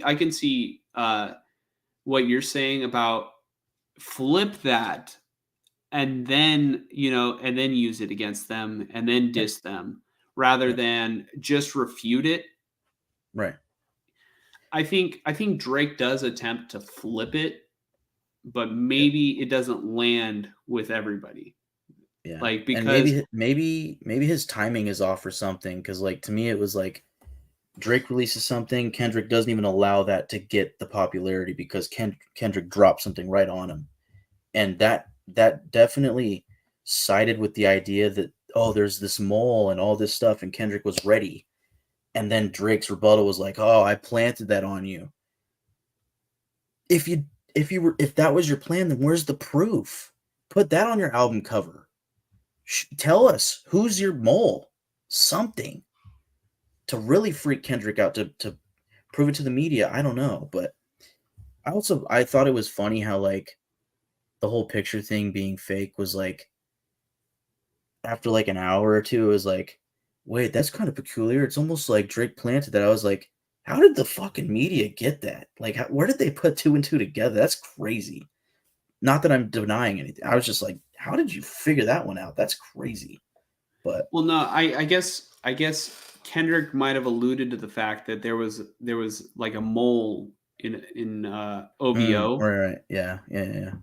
and then so people are wondering where Kendrick is getting this information from and getting like where did he get all this stuff like Drake's prescription pills Right. and The the fact that it was on a Ozempic. photo, yeah.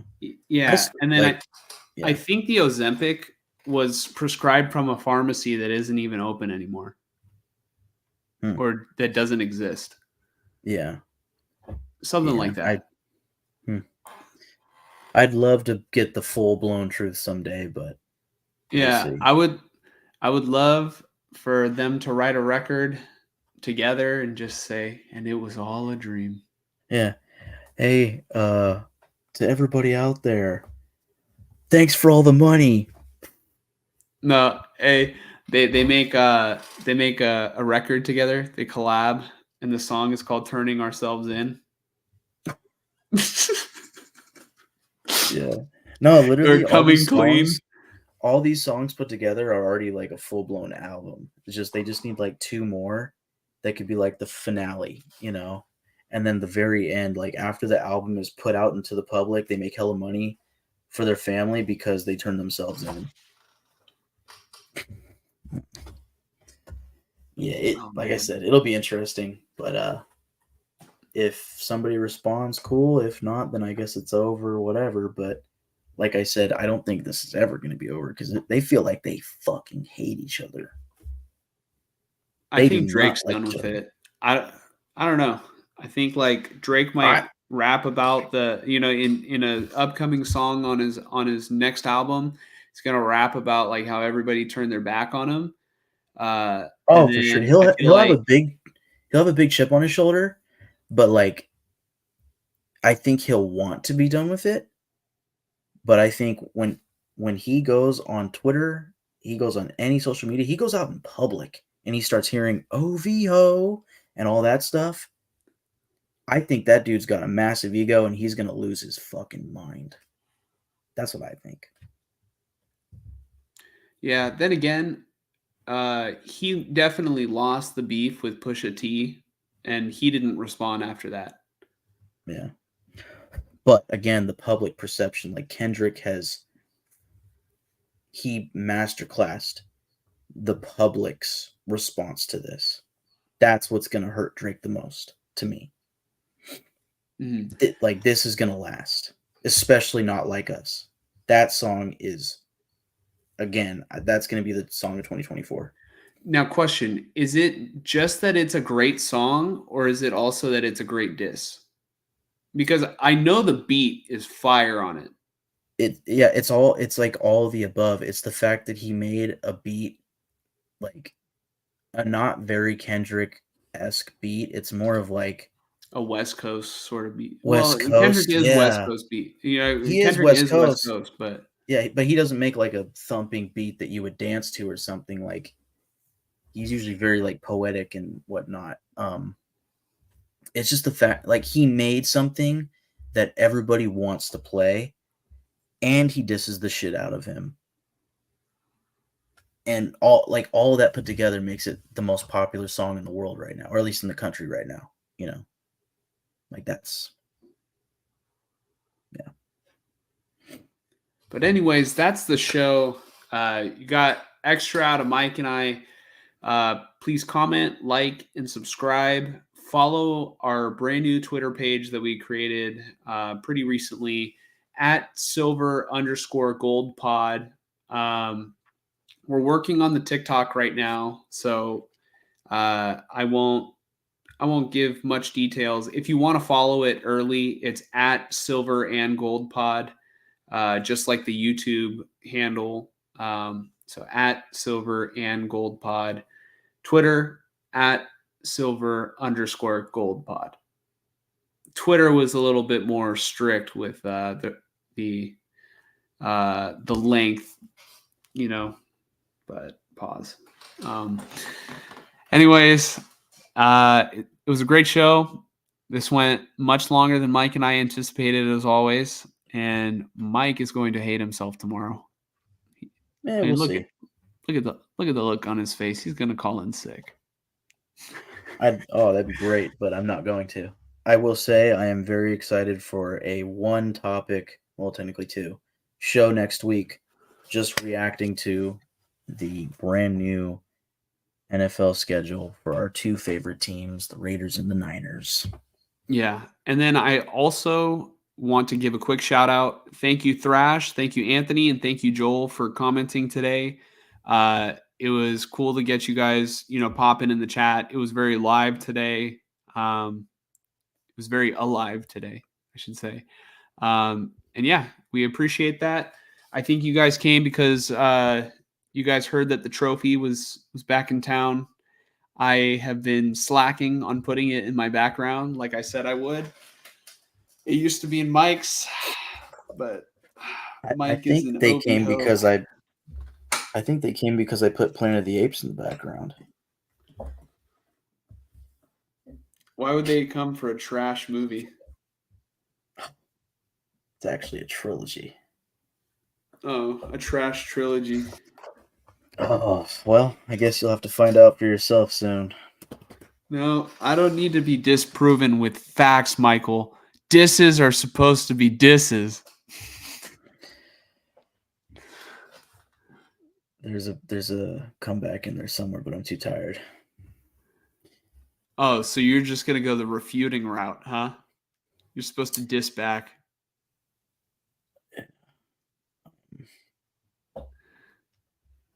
Yeah. Yeah. No, I'm Tired. just playing. Too I'm just tired. playing. No, I look forward to watching Planet of the Apes. Don't spoil it in the chat. I know that nobody's Yeah. watching right now, but I do love comeback stories though. pause. All right, Yeah, everyone. comeback like what's a good comeback story movie? Rocky 3. Rocky 3. What about like a famous person, like who got a good comeback in their career? Like I think Eminem. On the Eminem. Yeah, yeah, yeah, because he overdosed. Actually, technically, like lost pulse and then came back. yeah. He came back and so that's a good comeback story. Um, are you talking about people who were like started from nothing or like had something, lost, and then came back? Just any type of comeback story. Kim Kardashian.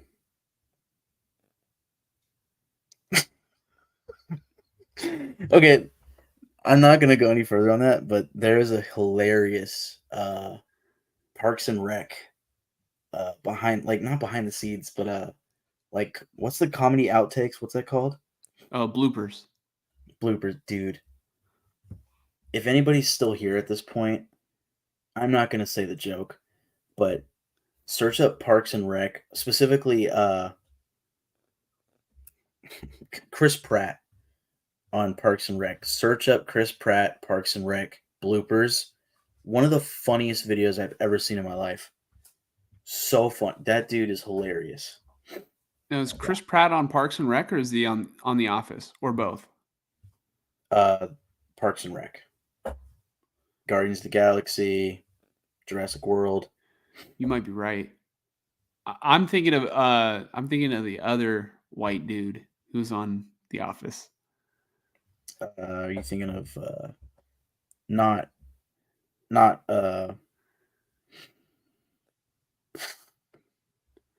No, there's another white Steve dude who like Carell? Not Steve no, not Carell. Steve Carell. Hold on. It's like the guy. It's the guy that like. There's that one meme where he's pointing at a poster.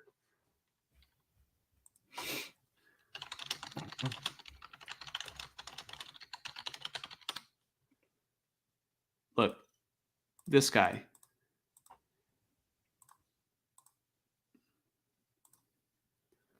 Oh yeah, that's yeah, Jim. I'm Yeah, trying to think of his acting, I don't know his name. why. He's probably the one that threw me off into me thinking. Oh Hold yeah, on, is they're hold on. similar. No, he's all right. Hold on, Chris Pratt. Okay, so this is why I thought Chris Pratt was on The Office. Because like this right here, I always thought that was from The Office. Yeah. That's Parks and Rec. Okay. Literally the first thing is King of Bloopers. Oh, dude, it's so funny. Yep. Just watch it. Just watch it before you go to bed right now. Oh my god. I got some stuff I need to do. I need to grind some Fortnite challenges before I go to bed. All right then. Alrighty, everybody. It was a great episode. We'll catch you guys next week for the schedule release. Again, follow us at silver_gold_pod on Twitter, and we'll get to work on the other social medias. So, all right. Peace out, everyone. It was a great episode.